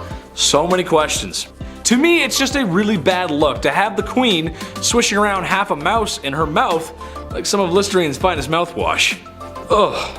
Number 2, blondes have more fun. I don't know if that's true or not, but it's a popular hair color, and believe it or not, I used to have natural blonde hair, like super blonde. And then Harambe left this plane of existence and my hair got darker. Cause life got darker. Now all I want to do is listen to MCR in my room and write in my journal about how nobody understands me while MTV plays on the TV my parents bought me in the background. Some people want to go blonde. This was true of royal women in ye olde times. So time to reach for some good old-fashioned hair dye right off the shelf, right? Let's read the ingredients together. Water, well that's good, okay. I got a water. Lead, well I got tons of that on my face already, so that's fine. And what is this, sulfur? What? Yeah, that's right, that's sulfur. Imagine slathering that stinky goodness all in your locks. This was something that the highly esteemed Tudor women actually did. Or at least tried. I feel like you need a whole truck of this stuff to work. But then again, the smell. That's not how a queen should smell, is it? It's not right now, you shouldn't. It's not. Number 1, the Canary Girls. When Great Britain was at war, the Queen was a symbol of their freedom and democracy. True British strength to keep on carrying on. So the next time the Queen goes to visit a munitions factory to cheer on the women who are working hard day and night for the war effort, she might want to keep her distance. The high explosives used in the artillery shells, famously known as TNT, I'd break down the scientific name, but we all know my track record with reading. I can't. It is a very volatile substance, but not just for the explosive capabilities, but it's also toxic. Yeah, I didn't know this, I learned this. Very similar to the Radium Girls of the same fate. TNT with enough exposure can turn skin and hair a yellowy orange color. Now, we can't have Her Royal Majesty showing up somewhere looking like Big Bird, can we? Kicking off the list at number 10, the Empress of Austria. The saying wrong place at the wrong time couldn't be used more in this case. Empress Elizabeth of Austria, she was sadly taken out by somebody who just wanted to attack a royal. He didn't have anything against Elizabeth per se, this man was an Italian anarchist named Luigi Lucchini, and that fateful day, September 10th, 1898, he took the Empress's life. In his own admission, Luigi stated that he had nothing against the Empress on a personal level at all. See, what had happened was he intended on taking the life of the Duke of Orleans, but when Luigi arrived a little too late in Geneva, the opportunity to do so had passed. He looked at a local newspaper, saw Elizabeth, and found out where she was staying, and he waited for her to leave that hotel. That's how easy it was. People are so creepy. Keep an eye open. If you're a queen, keep your eyes open. This is scary. Number 9. Royal curse. The remains of Polish queens and kings were discovered back in April 1931 in a crypt in Vilnius. Polish researchers didn't even know what they were in for. I mean, a storm had flooded a cathedral, and they threw down sandbags to preserve the area, but on the night of April 25th, they had followed the water into this lost chamber that held the remains of Polish kings and queens. These remains, with the crowns still attached, might I add, were from the 15th century. What a find, right? Well, sadly the remains were all over this flooded tomb now. It wasn't really in one spot. It was horrible. And now after these discoveries, that's when things got really mysterious. Those involved in the findings began to die off in unusual circumstances, one after another. And it happened pretty quick too. One professor had died after falling down a shaft in his apartment. He had a heart attack. An engineer had died before him as well due to undisclosed medical issues. Okay. Another professor years later who worked in the crypt as well became paralyzed at age 62. A sculptor involved died when untying his shoelace. Just the weirdest way to go out. That's the only details that we know. Just, I don't know, use your imagination I guess. Maybe he fell and hit his head. That's sad, it's tragic. And another professor died in 1936 shortly after visiting the crypt as well. I sure hope this isn't an ancient curse because these guys were trying to preserve their history and avoid the crypt from flooding. Like, I don't know, we need a Ouija board to clear this whole thing up. We were trying to help you with the sandbag. Number 8, Reina Valona of Madagascar. This one is a new one for me. Didn't know about this, but here we go. So basically, Queen Reina, I'm just gonna call her Queen Ravioli because I can't pronounce it. Basically, Queen Ravioli takes over from her past husband. She says to herself, how can I make things better? Oh, I know. How about I become a ruthless, bloodthirsty, unaliving tyrant? Great idea, right? Yes, very not great success. Yes, unfortunately she did many heinous things. Something I found out to be particularly interesting, however, was her destroying the many good things her husband had set up before her. Madagascar had some European intervention, and while it's true that a lot of times that is a bad thing, and yeah, it's a bad thing, and it does bring some bad stuff with it, however, it also brings a lot of good things with it. In Madagascar's case, it was markets, modern schools, trade, and diplomacy with Europe, and that's good. Money's good, you like that. Well, the Queen wasn't having any of that, so she reformed. And by that I mean she repressed and unalived people. Number 7, Empress Irene. Kings, queens, emperors, and empresses. Chances are these folks are related. It's a family thing. E mia familia, you know what I mean? It's how it goes when you're the king, and you need a son to continue the lineage. Even though I would like to argue that if you're gone, you're gone. So who really cares who's taken over? Just my opinion. Speaking of eye gouging, oh wait, I didn't mention that before. I made a segue, but okay, that's alright, bad segue. Well, the topic of discussion here is Empress Irene. Basically, her son was taking too much power for himself. She was losing hers, and yada yada, and his eyes were gouged out from 2 guards ordered by his dear, sweet mother. Can you blame her though? I mean, come on, he was threatening her rule. She worked so hard to get there. The chief was just silent on this one. Chief had no words for that one, guys. No words. Number 6, Fu Hao. Another woman in history married to a man in the stinky patriarchy. Worst! Except Fu Hao didn't want to be wife 57 of 64. She wanted more than that. And to be honest, I think that's fair. You go, girl. Who wants to be wife 57 of 64? Maybe some people in Utah, I don't know. What's maybe slightly more unholy than having that many wives is going on an epic military campaign and raging war in the Shang dynasty. A warrior queen, if you will. We know some of this history based on her tomb, as she was buried with ceremonial weapons, knives, blades, swords, some dogs, some human sacrifices, gold, money, jade, and lots of other valuable goodies. Just makes you want to loot all the stuff in there, doesn't it? I mean, jade's pretty cool. This was a common practice amongst male warriors back then, but you know what? Good for her and all that unaliving. Way to go, sister. I like it. Very nice. Okay. Number 5, Tamiris.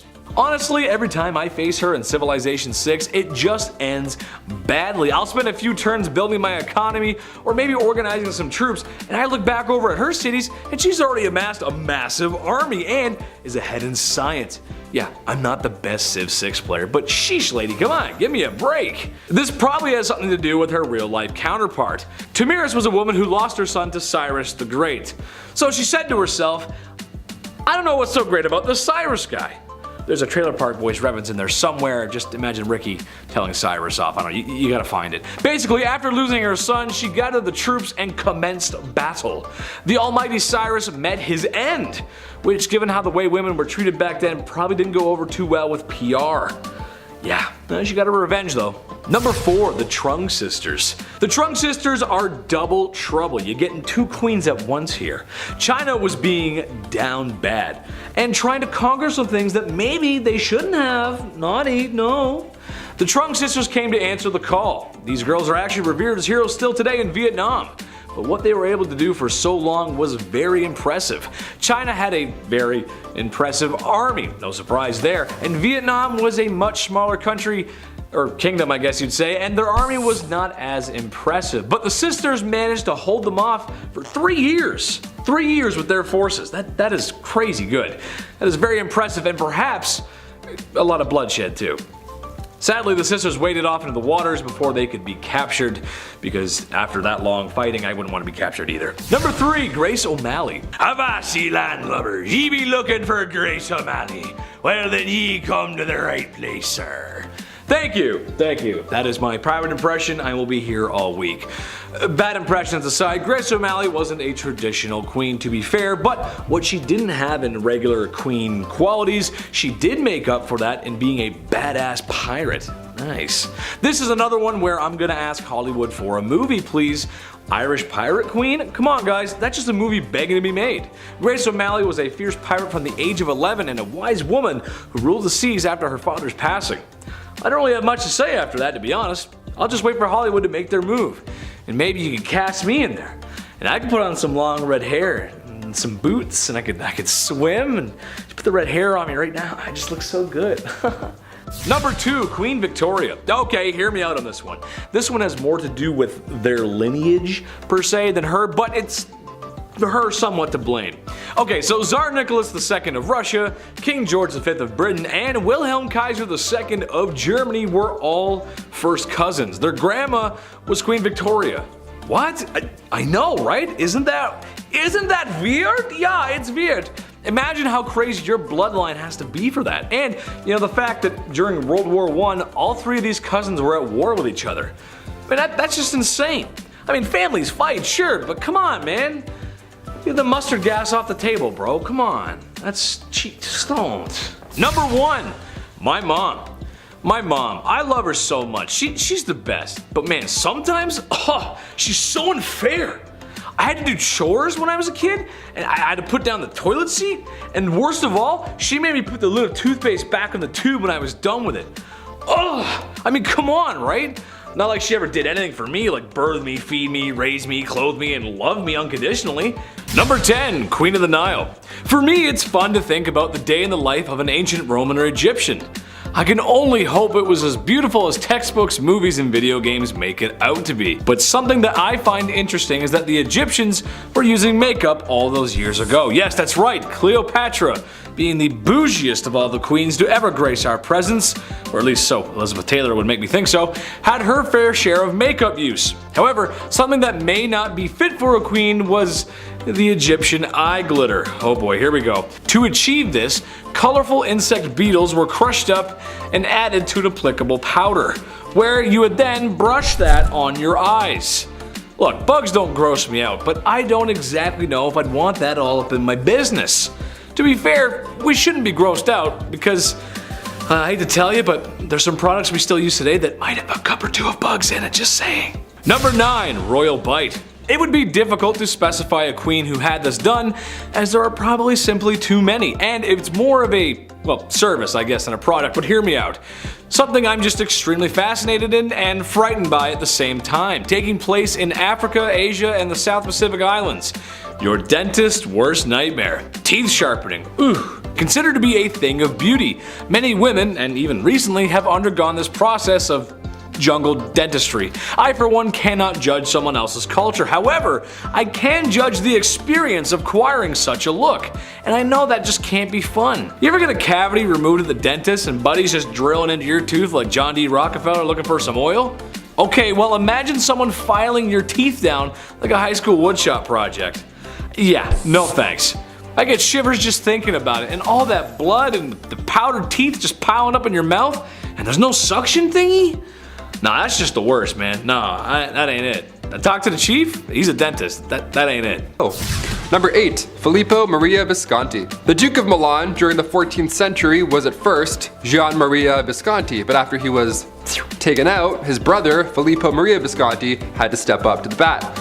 As a ruler, Filippo was better. His brother had been cruel previously, hence the untimely departure. So this was a good move at first, so we thought. Now Filippo had to take over come 1412. Filippo was better than his brother on paper. He helped reorganize government finances. He got the silk industry up and running, which we love that. He ended up passing away of natural causes down the road, which is, nothing like his brother. But while he was in power, he never showed his face to anybody, not even people close to him. He hid in his palace most of the time, and it was odd because he thought that he was ugly. That's why he hid his face. Kind of sad, right? Filippo hid his face, and maybe you feel bad for him now, right? Just a little bit. He died of natural causes and he was alone all that time. Yeah, don't feel bad for him. This guy was horrible. He was jealous of his wife Beatrice Lascaris de Tenda because she was twice his age, twice as smart, and twice as powerful. So Filippo had her taken out in a courtyard publicly September 13th, 1418. Yeah, he accused her of adultery just cause he could, and he had some suspicions in his dark room by himself hiding his face. History is ugly, and sometimes it's literally ugly as well. Number 7, George I. King George I, couple of Georges on this list, okay? Long before his British ruling days, George was in Germany. He was actually the elector there, and he'd been married before around 1682. Originally, he married Sophia Dorothea of Seal, but the entire time they were married, it was horrible. George would straight up bring other women home because he just felt like he could. Like he literally argued that he could, given his role. He's like, oh, I could have these women and we could do all this in front of you. Of course, I'm this person of this. Like, no, you're a fool. You're a jerk, really. He would have numerous mistresses and he would purposely flaunt them. So Sophia thought, okay, if you can have numerous side hustles going on, I'll move on myself. So she began seeing a Swedish count. Okay. She began seeing Philip Christoph von Königsmark. Now when George inevitably found out, he was violent at this point. He was upset, he divorced Sophia and then imprisoned her. Yeah, when he became king of Britain later on in 1714, she didn't come with him. Yeah, it's not just horrible with Sophia either. The Duke had also been taken out, sadly. His love for Sophia ended up getting him killed. What a mess. All these Georges are so messy, the worst. If your name's George, don't be a mess. Just be nice. Hit that thumbs up if you're a George. Change the game. Change the stats up. Number 6, heir to the throne. Okay, I kicked out this list roasting Napoleon and his licorice choices, but of course, he's done much worse things than have bad breath and stained teeth. Napoleon's marriage to Josephine was first fueled by love and friendship, but things quickly changed. Marie Josephine Rosé Tascher de la Pagerie was born in 1763. She had 2 children with her first husband, but that marriage was also not a happy time. They separated, and Josephine met Napoleon in 1795. Napoleon at this point was married at the time, and they had an affair, and they were deeply in love, like actually in love, and Napoleon proposed to Josephine in 1796, and they married later that year. 2 days after their wedding, Napoleon led the French army in Italy, and while he was gone, both of them ended up having affairs.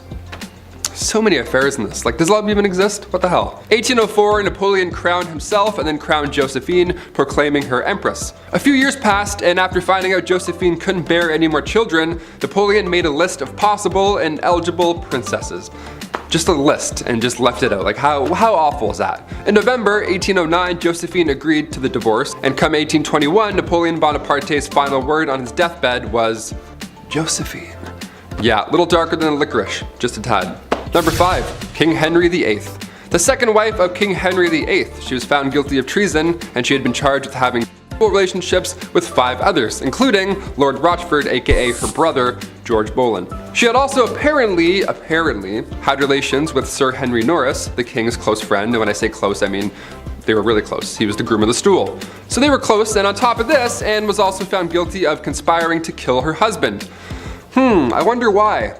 This list will explain a few reasons. Now, it's since been proven that these crimes were a bunch of rubbish. Anne wasn't present when these events even went down. She was still recovering from the birth of her daughter, future Elizabeth I, so there's no way she was fooling around with the groom of the stool in October 1533, Your Honor. All 5 guys involved were executed on Tower Hill, May 1536, and then 2 days later, Anne joked about her own little neck before being taken out with the sword herself. Yeah, all dark. There wasn't even a coffin for her burial. Somebody had to get an old elm chest from the Tower Armory. How horrible is that? Number 4, a bit better. Another one of King Henry VIII's wives, Anne of Cleves. Where do we even begin here? This one's pretty sad, man. Anne was right in the middle of Henry's wives. She was married to King Henry for 6 months, and it was seen as quite strategic in a way. Henry's chief minister convinced him to marry one of the sisters of Germany's Duke of Cleves, either Anne or Amelia. So in order to decide, King Henry requested that Hans Holbein travel to Cleves to paint a portrait of each sister, and then come back and compare them. This is like the birth of Tinder. I'm not even joking, this is how he did it. This man compared portraits and then chose Anne because every man praiseth her beauty. Yeah, compared her to the silver moon. Yeah, try that on a dating site, write that in. I praiseth thou beauty, madam, to a silver dollar. A silver sea sand dollar shining in the moon. What? I don't know, just click it. Click send and see what happens.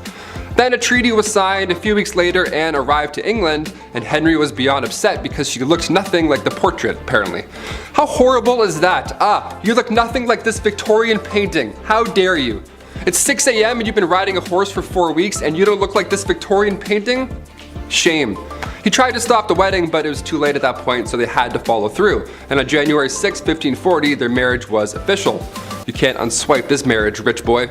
Anne later accepted the divorce gladly and then lived as the king's sister peacefully until her death in 1557. Number 3, Christian VII. Christian, there's an ironic name for what I'm about to tell you. The prince that couldn't keep his hands out of his pants. I don't know how else to say it. Here we go. Christian VII of Denmark. He was a young lad. He was spoiled. He was a little comfortable with his body, maybe too comfortable, and he would often just have his hands in his pants hanging out. He was like one of those, rich king. He was kind of like Joffrey from Game of Thrones. He would just sit back and like suck on candy and stuff and just, fool around. I don't know, it was gross. Middle of dinner, this guy would pass around food to his family with those gross hands. He would alternate hands and pants to handing out food.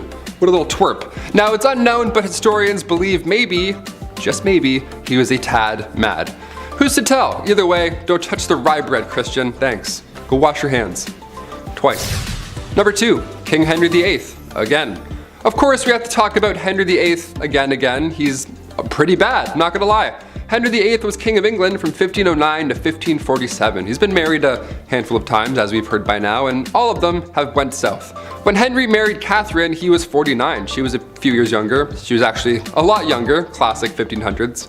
Way too young. And when they got married, Henry was not the same as he was when they had met. He had received a nasty jousting wound, so now he was gravely overweight. He didn't do anything. He just laid around all day and complained. So Catherine, of course, just wanted some, shred of a life, and being again quite young, too young, she decided to look for love. Well, God forbid you try and have a life in the 1500s, because then the young queen was accused of having an affair and was publicly and horribly taken out in the courtyard.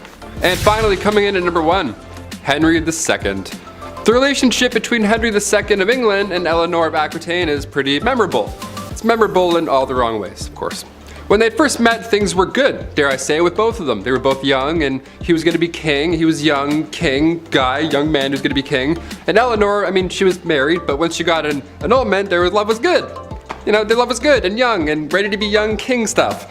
After the annulment in 1152, Henry and Eleanor tied the knot officially a couple weeks after. Love moves quickly, apparently. Henry started having affairs, because of course he did. At this point in this list, we're not gasping at affairs, sadly. But come 1173, Eleanor had convinced their sons to go against father.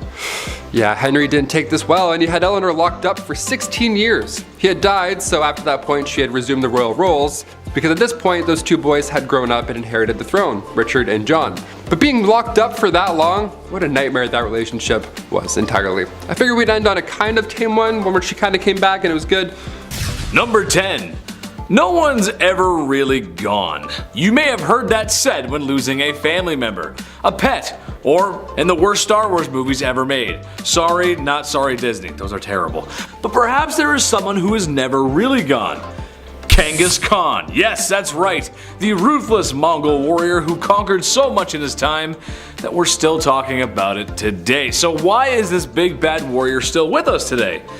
Well, that's because of DNA. Yeah, in his time there was lots of activities going on, besides the usual pillaging the village and unaliving those who oppose you.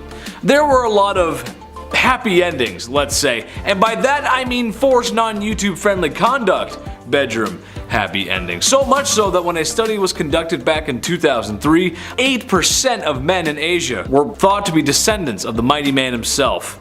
0.5% worldwide. That doesn't sound like a lot, but we're talking about millions of people here. Next time you go out, you may be brushing shoulders with the warrior's kin. Prepare for battle! Number 9.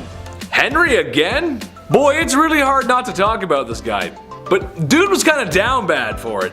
He's just most well known for his mistreatment of his wives, and by mistreatment, I don't mean getting into a fight over whether or not the toilet seat should be up or down and then having a very toxic argument in front of family members. No, because when Henry was upset with marriage, he wanted divorce, which honestly was kind of taboo for the time. Oh yeah, and he also beheaded 2 of his wives because that's how it goes. I know every couple has their issues to work out, but for most dads out there, having sun-drenched beer-fueled weekends, they never go beheading after that. Although, Dad's been staring at the lawnmower for a while and there's a lot of blades on that. Dad? While it is true King Henry VIII did behead 2 wives, he didn't do it to all of them. And at some points we're honestly quite pleased with his holy sanctity of marriage. Anyone who's ever been married can tell you how peaceful and sacred that bond really is. Number 8. Grace O'Malley. We've got enough traditional royalty on this list that we definitely need to spice it up. Enter Grace O'Malley, the Pirate Queen of Ireland. Pirate Queen! What a title. Definitely considered unholy behavior, Grace abandoned the traditions of women of the time and fled to the sea. There, she took on the waves and perils of Davy Jones' locker with a legendary ferocity. She was born into the clan O'Malley around 1530, around the time of Henry VIII's rule over England and Ireland. Clan O'Malley was a notorious seafaring clan and ruled the southern shore of Clew Bay, Achilleland, and most of the barony of Murrisk for over 300 years. Grace was really well educated and could even converse fully in Latin, Spanish, Scottish, Gaelic, and French. She was not one to be refused, and after spending years fighting the British, she finally met Queen Bess, and not only did she speak Latin to her, but she refused to bow as she was considered a queen herself by that point. Number 7. Mary Queen of Scots. I told you I was gonna bring her up. A name you will recognize as I've already mentioned her before, but in terms of who the villain in that story is, it depends on which side you're telling the story on. Mary's story is full of tragedy, romance, betrayal, loss, and heartbreak. Unlike Lizzie, Mary was a dedicated Catholic and spent the entirety of her reign trying to gather the Catholics against Elizabeth. She had a series of marriages and relationships that led to tragedy every which way she went. Her first husband, the Dauphin of France, died shortly after their marriage. Her second husband she loved until he became a drunkard, and then she just started running things. But he was mysteriously unalived while she was 6 months pregnant. He was inside a building that exploded, but his body landed outside and it turned out he was strangled, so what happened there? She would later give birth to 2 stillborn sons, but she would have sons later on. She would have a son who would inherit the throne after Elizabeth's death, but it was due to Mary's plotting and scheming that eventually ended her in death. So she did actually plot to kill Elizabeth. So that's a pretty unholy deed, I would say. Number 6. Princess Olga of Kiev. Okay, wow, this woman. One saint you definitely don't want to mess with. Despite being a saint, Princess Olga of Kiev was actually pretty sinful. She was one of the most vicious and vengeful rulers in the history of Kievan Rus, which would later become Russia, Ukraine, and Belarus. Olga took center stage after her husband died and made sure she would never be forgotten. Her husband died in a very gruesome way by the enemies that we're going to talk about in a second. When the people who viciously unalived her husband tried to persuade her to marry their leader, they sent 20 men. Olga told them to wait in their boats, had her men dig a ditch in the meantime, and the next morning buried the men alive. She then lied and told the king she would accept his offer if he sent his best company to retrieve her. He didn't know about all that stuff yet. When they got there, she locked them in a bathhouse and torched it. But it didn't stop there. Olga didn't stop there, that's not her style. She would later host a steak dinner with her enemies in which they were staked. Very Vlad the Impaler, I know. Then she set whole villages on fire by attaching sulfur to pigeons, and then it was just crazy. Damn, like hell has no fury like a woman scorned, let me tell you. Number 5, Queen Isabella I. The Spanish Inquisition, pretty high up there as far as terrifying points in history go. If you weren't willing to convert to Catholicism, you were tormented, interrogated, and burned at the stake. Who was behind this awful time in history? This lady, Queen Isabella I. Technically, as she was fighting for a holy order for the Catholic Church, this can be seen as holy, but was it? Burning people at the stake because they didn't share this belief? Not cool, Isabel. She created a secular government through her reign which allowed for the monarchy to have more power. Being a pious Catholic, she made Catholicism the official religion and created a tribunal to make this happen. Secret service or a secret police that spread fear wherever they went. Her direct influence caused the Jewish population to falter for a really long time after. Number 4, Fridegund of Soissons. Okay, maybe said that wrong, so I apologize. Kind of impressed with her rise to power. She went from slave attendant to queen. How do you bridge that gap? No idea. Boy was she ferocious. Assassination and manipulation were her main political tools. Fridegund was among a small number of enslaved women in the Merovingian household that became a queen. Merovingian was the OG Central Europe before everything got split up. She survived political dangers and retained her husband's loyalty and could persuade monks and priests to jump onto her plots with ease. She encouraged her husband, the king, to set aside his first wife and then even take the life of his second. But his second wife, Galswinda, had a sister named Brunhild who became the mortal enemy of Fridegund. She had good reason to be. Fridegund continued to do everything she could to secure her position, one assassination after the next. She was a pretty stormy lady. Number 3, Bathory. Okay. Alright, technically not a queen, I get it, but she might as well have been with the power that she had. So fight me. She's remembered as the most evil woman in the world in history, I think. I don't know. That's my opinion. Bathory was the stuff of nightmares. Elizabeth Bathory was born on August 7, 1560 into a prominent Hungarian noble family, making her practically untouchable. She married a very famous war hero who is suspected of gifting Bloody Lizzie with the skills she used to kill. After she died, Bathory became obsessed with immortality. Supposedly when one of her servants accidentally spilt blood on her and her skin appeared younger after. Bathory then began her mission of horror, luring over 650 young virgin women to her palace and brutally taking their lives. She was even bold enough to lure daughters of nobility. Before draining them of their blood, she would make them suffer in ways you don't even want to imagine before bathing in the blood itself. When she was finally caught, 3 of her servants were executed, but she was simply locked away in her tower for the rest of her days on house arrest. Ugh. Number 2, Catherine de Medici, also known as the Serpent Queen. History colors her story as the tale of the evil queen. On one hand, she is remembered for being one of the most powerful French queens in history, and then on the other, she was blamed for the many atrocities that took place during her reign. Her regency was marked by the French wars of religion and the many games Catherine played within them. The Catholics and the Protestants, as previously mentioned, were at war, and she spent a lot of time trying to find peace. Kind of. But she was a passionate Catholic and is believed to have tried to remove a Protestant general from her son's side. When he survived the attack, she lied and convinced her son that the Protestants were responsible, so she scapegoated them. So he authorized taking the lives of their leaders. Enter St. Bartholomew's Massacre. Catherine implicated the general, which resulted in him being the first to be beaten and then tossed out of his own bedroom window.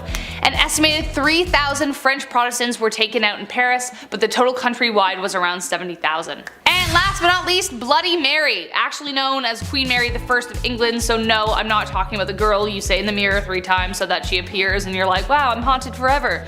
Queen Mary became known as Bloody Mary due to her vicious tirade against Protestants in England during her reign. She even imprisoned her own sister, Elizabeth, who we mentioned at the beginning of this list, due to suspicions of treason. This was unfounded. She bore her father Henry VIII ill will after the stuff he pulled with the church, and after having delegitimate legitimized her as his heir for a time. After Mary took the throne and married the Catholic King of Spain, she began carrying out her plan for England to become Catholic once again. In 1555, she revived England's heresy laws and began burning offenders at the stake, starting with her father's longtime advisor, Thomas Cranmer, the Archbishop of Canterbury. She burned over 300 convicted heretics, most of them being common citizens, and dozens more died in prison, hence giving her the name of Bloody Mary. Number 10. Elizabeth I. Good old Queen Bess is one of the most remembered queens in the British monarchy, male or female. She's a pretty big deal. Elizabeth loved to make her fellow male nobles fall under her spell. She was witty, cunning, and very well liked by her court. However, one of the things that earned her some enemies was establishing a Protestant England. Her sister Mary, her predecessor, fought very hard for the opposite. She was very Catholic, and we will get to how bloody that was later, but Queen Bess a lot of people off, especially Spain.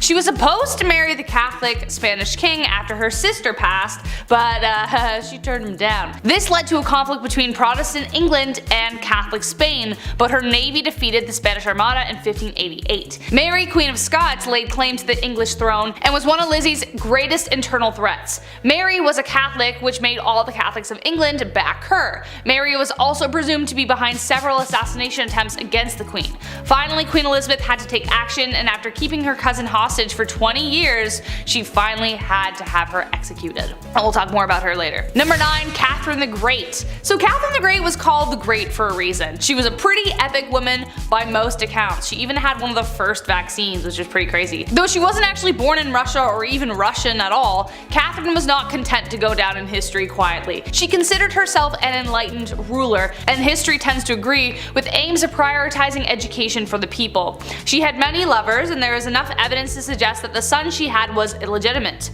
Peter III of Russia was hardly the man Catherine intended on marrying, and later planned a coup against him, which resulted in her position of power. However, the coup did turn bloody when on July 17th, Peter died under mysterious circumstances. There isn't proof that she was directly involved or even knew about it, but it cast a dark shadow over her reign for the rest of the time. At number 8, why you mad? Now this could be a bit of a controversial opinion, but if your name includes the words the mad, I would assume that you're not doing too great, right? I mean, you have to earn that title, and if it's a title that harsh, that simply begs the question, what in the HE double hockey sticks did you do to get that name? Well, for Charles the Mad, he did a lot. Charles became king when he was only 11 years old, so that certainly didn't help his development, and knowing this kind of helps explain a lot of his actions. He was known for getting really angry and throwing fits of rage, and was known to give people the gift of the big sleep, if you know what I mean. Charles didn't always kill people though, only sometimes. Other times he liked to switch things up. Sometimes he would run around his palace pretending to be a wolf. Other times he would go through phases where he just really didn't want to keep up with his personal hygiene, and he would get so gross that he literally had to be cut out of his own clothes. Now I don't know how long you have to go without bathing to get to that point, but really I don't think I want to know the answer to that question. Charles also thought that he was made of glass, and so he would go through phases where he would sit completely still so that he didn't break. Kind of like Drax from Guardians of the Galaxy, but not as, you know, extraterrestrial. Well, maybe he was. That honestly would explain a lot. Number 7. Party hard. Zhu Huzhou was the emperor of the Ming Dynasty in the early 1500s. Now, lately we've been talking about kings and queens. We're on part 2s for both now, and there's a good amount who simply just aren't ready. They're too young to rule. Like Joffrey from Game of Thrones. Kings like that actually existed. They were horrible. They were young, they were too young to know what was right and wrong. Plus, they usually have some corrupt parents whispering in their ears the entire time. Zhu took the throne at just age 14, and for a while, ministers were confident that he would grow into the role and become the leader that he was born to be. Well, when he got older, he transformed a zoo just outside of Beijing. He transformed it into his own personal brothel. Yum. I mean, on one hand, I'm glad the animals are free, but like a zoo? You couldn't find a more romantic place? Can convert an Applebee's to a brothel, maybe? I don't know, something with AC? His final days were spent partying, and some would say a little bit too hard. He got intoxicated and fell from a boat. That's how he ended his life. Honestly, not a bad way to go out. Pretty OG. At number 6, love game. A lot of kings and queens throughout history have been known to engage in the horizontal hustle a lot. I mean, when you're a ruler of a kingdom, you don't really have much to do in your spare time, so what else are you gonna do? Play a board game? No. These monarchs were getting busy all the time, but there was one king who was just so obsessed with getting a good old pickle tickle that it just became his whole personality. King Philip V was known to be a nymphomaniac, and he liked doing the deed a lot, but because at the time, the Catholic Church said that having sexy time with anyone but your spouse was a sin, the king and his wife were getting busy all the time. Eventually, his first wife caught on to how to use this to her advantage, and she would often refuse to sleep with him until she got her way with anything she suggested or demanded from him. You would think that he would catch on to this game, but maybe his urges were just so strong because he always caved and gave her what he wanted. Obviously, this man did not follow Hoodville. Absolutely not. Just to give you guys an idea of how obsessed this guy was, when his wife was on her deathbed, before she went he literally tried to get one last bang in. On her deathbed. Like, dude, not the time. Number 5, George V. We love hobbies here on Bumblebee. I mean, I used to collect special quarters growing up. I swear to God. The only time I've ever been good at saving money was when I was 12. I would see one of these and be like, don't touch it. George V turned out he loved stamps. A lot. Like a lot. Since he was a wee young lad, he was collecting these little guys. Here's the unusually impressive part about him though and his hobby. He continued to collect stamps during World War I. This guy was busy, everybody's trying to stay alive, and George is just licking stamps in the library like a prince. Like all collections, it started at an early age and now it's at the point where it's past impressive and it's just borderline strange. This guy had albums on albums of stamps. He had around 330 albums, each with 60 pages full of stamps. Quick maths, that's like 20,000 pages full of stamps. So naturally he was nicknamed the King of Stamps, or rather the King of Philately, the official term for collecting stamps. It's a nice word. Philately. Back in 1905, he set an all-time stamp record, which I didn't even know that was the thing, and it was the most money ever spent on a single stamp. The guy dropped like 220,000 US on a single stamp. Somebody even asked the prince down the road if he had heard about this idiot who spent 1,400 pounds on a stamp, and he was proud of it. He was like, that was me, you wanna see it? The next King George is a little different, to say the least. At number 4, womanizer. I'm going to preface this by saying that George IV of England was voted as England's worst king by historians, so that should already tell you a lot about this guy. Georgie here was yet another one of those monarchs who was a little too invested in his intimate conquests, you know? Now we do know that the encounters that he was on were all consensual, so that's a plus. However, he was still creepy about it. Yeah. This man tried everything to get a woman to sleep with him. He would throw a tantrum if she said no, or threaten to end his life if he didn't get to do the 8-legged nature dance, you know? Somehow, this had a pretty good success rate, even though he was not a catch at all. It feels like this was one of those situations where you kind of just give in to make him stop talking, you know? Anyways, this guy was super creepy because on top of the lengths that he would go to just to get some time in the sack, he also kept trophies of his conquests. He would ask each of the people he slept with for a lock of their hair, and he kept them all. Back then, it was kind of common for lovers to keep locks of each other's hair, but George's collection was alarming because of just how many locks of hair there were. After the king died, his brothers found 7,000 envelopes, each with a lock of hair that was, quote, enough to stuff a sofa, end quote. Fun fact, if you want to see this insane collection, it is in a museum in Scotland, so check that out if you want, I guess. Number 3, Kleptomania Part 2. On our spoiled queens list, Brie mentioned Queen Mary and how she just couldn't stop stealing, which is hilarious to me, just this old lady stealing your shit. Well, the last king of Egypt also had sticky fingers. He was even better at it too. Check this out. Farouk I was the youngest son of Egypt's first king, Fuad I. Now born in 1920 in Alexandria, and in his early days at school, he couldn't concentrate. The king sent him to England even after to hopefully find a better way of teaching, something that works for him, but still it was to no avail. Once the king passed away in 1936, Farouk then got the throne, but also so much property and so much money. He had hundreds of fancy cars, 75,000 acres of land. This guy had it all. Literally, he had anything he could think of, but still he felt like he needed to take more, to steal. At 17 years old, he would slam 12 eggs for breakfast and then wash it down with 30 bottles of beer. Nutritious and delicious. horrible. On top of the fact that he loved to steal, he was the biggest hoarder. So he had thousands of shirts, randomly. He also had 50 diamond-studded walking sticks for some reason, and like a prince such as myself, he too collected coins. I mean, his collection was much nicer, but still, great minds think alike. Spoiled minds think alike, rather. Oh shit, this is eye-opening. One of the most bizarre facts about Farouk was he pickpocketed Winston Churchill once. He took the guy's watch. After everything I just said, he still decided to steal his watch. What a gem. We love him. Yeah. At number 2, the king of pettiness. Let's talk about a ruler that the Indian state of Alwar has described as controversial. If his own people are calling him controversial, then you know something's up, and boy, you better strap in because you're in for a wild ride with this one. Maharaja Jai Singh was pretty eccentric in a pretty dark way. He was known to have a temper and act on impulse, and he did some very questionable and downright scary things. He was known to be very competitive and hated to lose. One time while playing polo, he and his team lost, and so in retaliation he blamed the horse he was using and made the horse get extra crispy. He fired his horse. I'm sure you know where I'm going with that.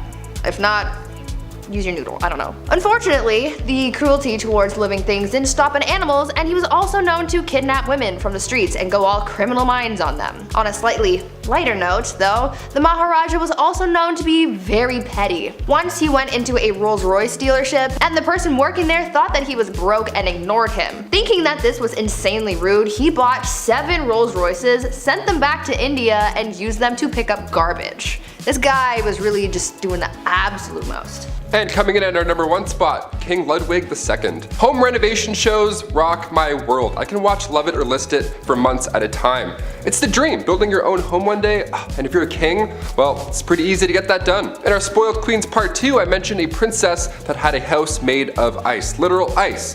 Well, King Ludwig II had numerous castles built to resemble fairy tales.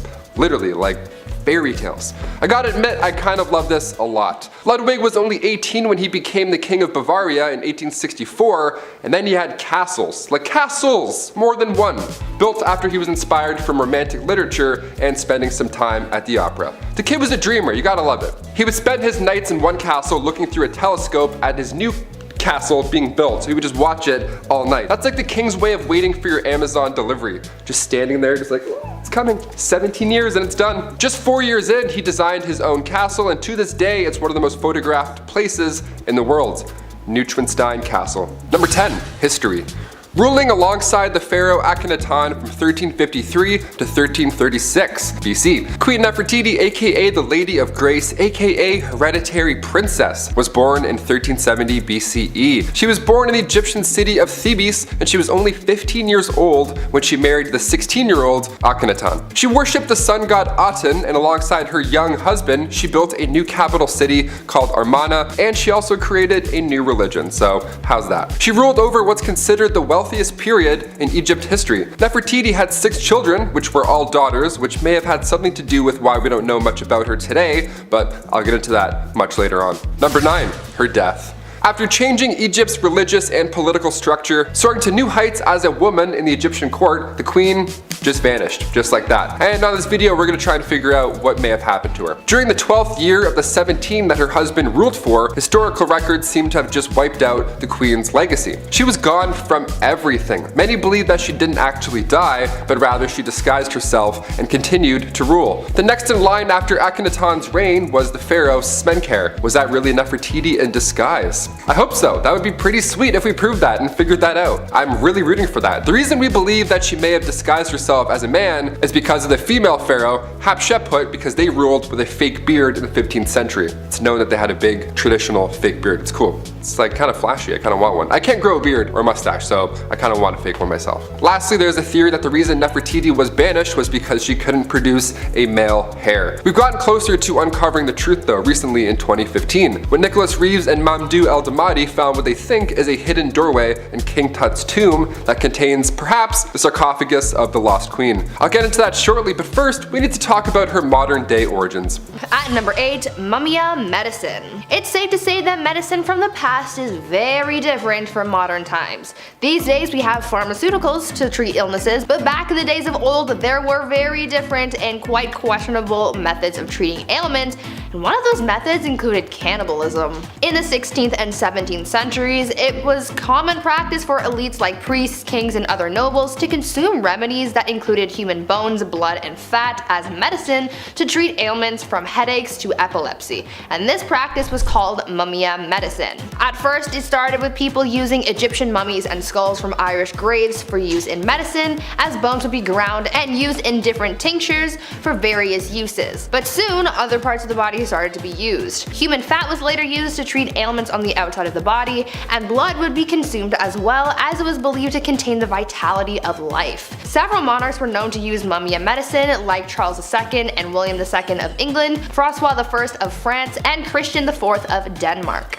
At number 7, kissing sheets. For thousands of years, monarchs worried about the threat of being poisoned by their enemies, and so they thought of an array of precautions to take in order to prevent being taken out by some kind of spicy death sauce or something. Many monarchs hired tasters to try their food before it was given to the king to make sure that it wasn't poisoned, but some monarchs were also afraid of being poisoned through something that they touched. This is why Henry VIII hired someone with a very important job to make sure that his bed wasn't poisoned. The person who was tasked with making the king's bed was also required to kiss every part of his bed in the morning. They would kiss the pillows, sheets, and blankets to prove that someone hadn't smeared poison on it. The king was also concerned with people poisoning clothing too, so his clothes as well as his son's clothes were also tested for poison before getting dressed. At number 6, eternal youth. I know that there are a lot of people out there who want to live forever. I am one of those people. I am afraid of dying, but I also want to see what humanity will look like many years from now until the sun consumes the earth. Unfortunately, that's kind of impossible, at least for now, until we come up with some kind of way to make people live longer. But this idea of prolonging your life has been around for thousands of years, and one Chinese emperor was super obsessed with the idea and really tried his best to live for at least another 10,000 years. Emperor Ying Zhang was obsessed with finding a magic elixir that would make him live longer,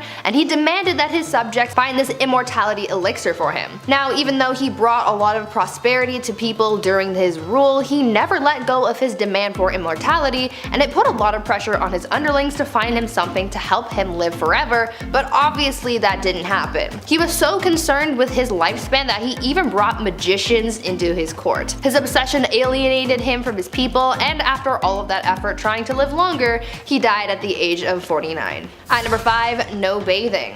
These days, bathing is kind of a necessary thing. Gotta be clean, you have to smell nice, you have to practice proper hygiene. But back in the olden days, this was the complete opposite, and nobles rarely ever bathed, and it was kind of a trend. Over time, physicians began to believe that bathing was dangerous, and obviously the nobility tried to protect their lives and well-being at all costs, and so they just stopped bathing. In a popular 16th century medical book, it was advised, quote, "Use not baths or stews nor sweat too much, for all openeth pores of a man's body maketh the venomous air to open and for to infect the blood," end quote. So yeah, they thought that taking a bath would make you sick. In the late 15th century, Queen Isabella of Spain would go around bragging about the fact that she had only ever bathed twice in her whole life. Weird flex, but okay. King James IV apparently never bathed, and his hygiene was so bad that he passed on lice to other people who went into a room that was frequented by the king. He also never washed his hands before eating and would just rub his fingers with the wet end of a napkin. These people were gross. At number 4, prankster king. You know that you're a spoiled king when you can pull pranks on people constantly and never have anyone try and stop you or fight back. This was basically the life of King Christian VII of Denmark, who was known for being pretty childish and playing pranks on people his whole life. He was a troublemaker through and through. He was known to play pranks on his grandmother by putting pins in her throne, and he would throw things at her, and he even ran through the streets with his friend and his mistress, destroying shops and patronizing brothels. He even made his own torture rack, had himself tied to it, and flogged. Why? I have an idea, but I don't want to think about that one too hard. One of the other weird things that he was known to do was leapfrog over dignitaries when they would bow to him. This guy was really quite immature. At number 3, saints in bed. I understand the desire to feel protected by whatever gods or saints you might believe in. That's one of the whole points of religion. However, I think some people can take that idea a little bit too far, and by some people I mean the Spanish royal family. These guys took religion very, very seriously, and they believed that following religion heavily would allow God to heal them when they were sick. So, when a member of the royal family was ill, doctors would remove body parts or even entire corpses of saints from churches and monasteries and would put them in bed with the person who was ill. Yeah, they slept with the corpses of dead saints to be healed of their sickness. Could you imagine if that was still how medicine was practiced today? At number 2, rat court-martial. There has been a record of many kings throughout history who were complete children through and through. Even though many of them grew into adulthood, they still acted immature, and one of the greatest examples of that was Peter III of Russia. He was not a good ruler or a good husband to his wife, who would later become Catherine the Great. Peter spent every night in bed with her playing toy soldiers because he was obsessed with his little dolls. He was so obsessed, in fact, that when a rat chewed the head off one of his toy soldiers, he was so upset that he held a proper military court-martial for the rat. He proclaimed the rat guilty of treason and had it hung in a tiny gallows that he had built for the occasion. It was weird, but in the end that bizarre event helped Catherine overthrow her husband, so I guess it kind of worked out for someone. And finally, at number 1, groom of the stool. Guys, I found the worst job in history. You think working at the 1-star Domino's Pizza in your neighborhood is bad? Wait until you find out about the groom of the stool. The groom of the stool was a job created during the reign of Henry VIII, where the role was to monitor and assist the king in his bowel movements. They would carry around a commode at all times, and they were also tasked with monitoring the king's diet and meal times, and would organize the king's days around his break times. They were also tasked with undressing the king for him to do his business, and it's also been suggested that they would have had to, quote, cleanse the royal posterior as well. Sounds like a pretty crappy job to me, but I'm not funny, I'll leave. At number 10, some background. The Mughal dynasty in India was founded by Babur, a descendant of the one, the only, Genghis Khan and Tamerlane. After he defeated a sultan of Delhi named Ibrahim Lodi in 1526, Babur was the first step in the Mughal dynasty that would last for over 3 centuries. To say that the empire was immense is an understatement.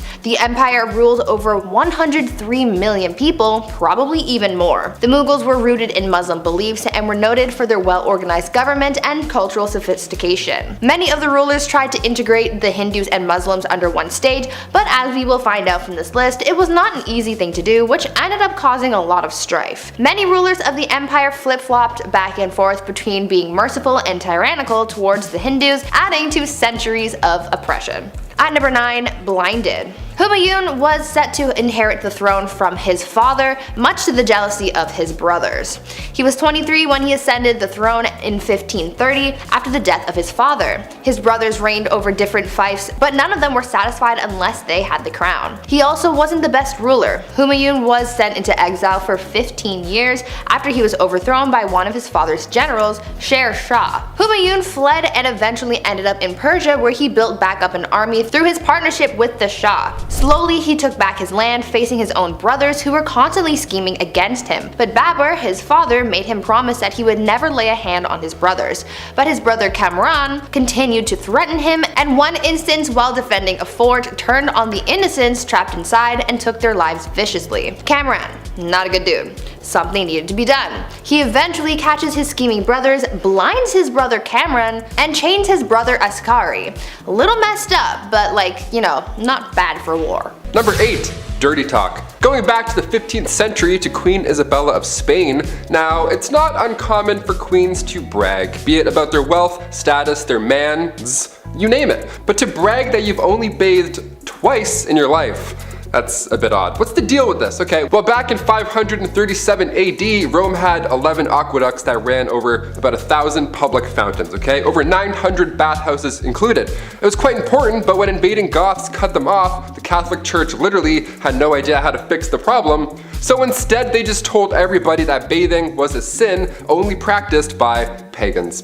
So at one point in history, you could have ran a bath, thrown in a bath bomb, relaxed for an hour, got out, and then immediately you're a sinner. Worst of the worst too, how dare you having a bath on Monday afternoon, you monster, you pagan monster. The Old Spice guy would have rocked their world. At number 7, Mother Knows Best. I think after hearing about these queens who've done some dark things to get their way, you would think that it's safe to say you don't mess with a woman and her plight for power. Unless you want to end up 6 feet under, that is. One Roman Empress, Julia Agrippina of Rome, was pretty spoiled already. She lived a lavish life, her husband was the emperor, and she had a family. But that just wasn't enough for her, and she wanted it all. Julia was quite ambitious, and she spent most of her early life trying to dethrone her predecessors. She believed that she and her son had a claim to the Roman throne by birthright, and so she bamboozled her way into royalty by tricking her uncle Claudius into changing Roman law so that they could get married.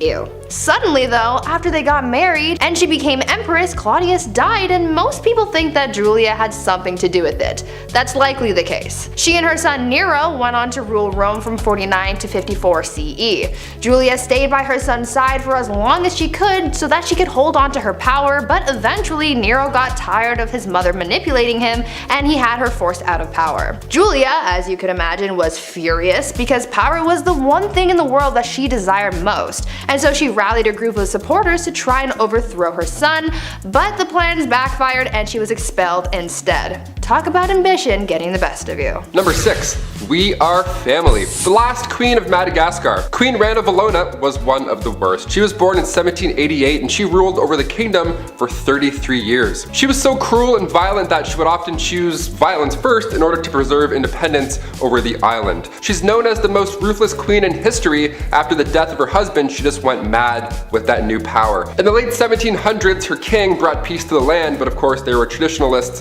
who opposed him. The king's uncle at one point tried to take him out, but a local warned the king. That king repaid the local by adopting his daughter, Rana Valona, to marry his son, Prince Radama. Now, when her prince was alive, they didn't get along at all. And then come 1810, the king passed away, giving Ranilova the promotion of a lifetime. It's also theorized that she poisoned him too, so that's horrible. Ranilova kept away the advances of the French and the British and left bodies of those who tried to attack out for display on the beach. Lovely, like bobbleheads. In 1845, Queen Rana Valona ordered 50,000 subjects to build roads across the jungle for 4 months straight for this massive buffalo hunt. Well, 10,000 of those poor souls died of starvation and exhaustion, and also not one buffalo was hunted, nor seen. Great plan. At number 5, Queen Batman. Batman. He is justice. We know this. Well, long before Batman, there was a queen who sought vengeance, and she did it in the most brutal way. Olga of Kiev became queen regent in 945 CE after her husband was killed because her son was just too young to rule yet. Olga knew that once her son was old enough to be crowned king, her power would be taken away, so she had to do the most that she could with her power while it still lasted, and so she used her powers as monarch to seek justice for her husband's death. She was able to get her husband's killers captured and killed using scalding water, but she soon developed a thirst for suffering apparently, and she just kept on going after people. She would not rest until everyone associated with the people who killed her husband were all eliminated. So if you ever breathed in the general vicinity of the guy who offed her hubby, you could kiss your life goodbye. Olga took hundreds of people out of the tribe that her killers were from. She devised a plan to bury their tribe's leaders alive, and she even came up with a plan to set fire to their entire village. It is said that Olga may have locked the tribe's leaders in a bathhouse and burned it down, but we don't know for sure. All we know is that she definitely was not okay. Number 4, no crust. This next one, honestly, I stand by. I see no wrong here. Queen Elizabeth II, still rocking to this day. She's been known for a few funny, quirky queen things. Like one of my favorites, for example, she has somebody on payroll who breaks in new shoes for the queen. Every time I buy Vans, my ankle always does that little foot rub. If only I were a queen, damn it. But we're talking about unusual things here, and one of the weirdest things I've ever heard is that the queen has refused crust on her sandwiches. This has been a no-go for about 150 years. It's not recent at all. You might be thinking, oh, maybe she's old, she can't chew her jawbones. Nope. Way back. This goes way back for no reason. Right around the time of Queen Victoria and her husband Albert. They viewed anything square-shaped as bad luck because it looked like a coffin. I've never thought about death while eating grilled cheese, but Now I definitely will. Thank you. This must be a pretty scary job, cutting the crust off the queen's bread. My hands would be shaking the entire time. Also, diagonal or down the middle? Let us know. There's only one right answer. At number 3, Evil Empress. This next Empress is pretty similar to Olga of Kiev, whom I talked about earlier. Empress Wu Zetian also had a thirst for blood and suffering, but not towards people who have necessarily wronged her. You see, when she came into power, she was determined to keep that power by any means necessary, so she had all of her rivals killed. So anyone who could possibly overthrow her or come for her seat on the throne was eliminated. The Empress ordered the execution of the previous Empress, as well as members of her own family, including her own newborn daughter. She didn't want to risk anyone taking away her power, including her own offspring apparently. She didn't hold back on the methods of eliminating her rivals either. Yeah, sure, she could have just done a 1-2 stabby stabby and called it a day, but that's no fun. Instead, she had people poisoned, strangled, mutilated, or even burned or boiled alive. Good soup. Eventually, she retired from her part-time job of sending people back to their maker and started spending more time with her lovers and getting addicted to aphrodisiacs. People weren't quick to forget about all that bloodshed though, and so to get back at her, they had all of her lovers killed and the Empress was exiled. She got a little too greedy and karma came back with a vengeance. Number 2, Ice Palace. If you're a fan of the film Frozen, this next one is gonna get you jazzed right up. Anna Ivanova, the Empress of Russia from 1730 to 1740. Okay, so in celebration over their victory with the Ottoman Empire, Anna gave the order to build an ice house, this massive ice palace. Best place to cool down if you ask me. I'll leave. This ice palace was pretty impressive. If I was there, I would 100% lick the walls. Obviously, someone definitely did, you know that for a fact. 20 meters by 50 meters, and even more impressive, there were ice trees and ice birds sculpted inside. How magical is that? Anna arranged this marriage with a prince and one of her maids. Now they didn't know each other, they were forced to ride an elephant, and all the guests were dressed up like clowns. Yep, that's all valid, that's all accurate. You heard me. You may be thinking, wait a minute Taylor, an ice palace in Russia, was that maybe cold? Yeah, it was an absolute nightmare. Anna made the guests party all night, freezing cold, they all got sick, dressed like clowns. I went to an ice hotel in Quebec once, spoiler alert, it's cold and boring. There, I just saved you $70. You're welcome. And finally at number 1, Gladiator Games and Chill. If you didn't ever have to go to work and you could just lounge around all day, what would you do with your time? Really, anything could be possible. You could be like the Bruno Mars Lazy song. Well, there's one empress from back in ancient Rome who occupied her time with the company of others. Apparently, Empress Valeria Messalina was famous for her exploits. Since she was empress and she had all this time and money and no one to tell her no, she took full advantage of that and bought a house, turned it into a brothel, and made that her side hustle. A lot like Littlefinger from Game of Thrones. Though she had a collection of women who worked there, she also was known to invite upper-class ladies to participate in the nightly escapades as well. And don't think that Valeria did jump in as well. She was considered to be quite something in the sack. In the wise words of Ludacris and Little John, she was a lady in the streets, but a freak in the bed. The Empress was known to be such a hardcore participant that she would win games where they would compete to sleep with the most men in one night. One time she won the round after being with 25 men. One night. She did the absolute most, but at least she was having fun.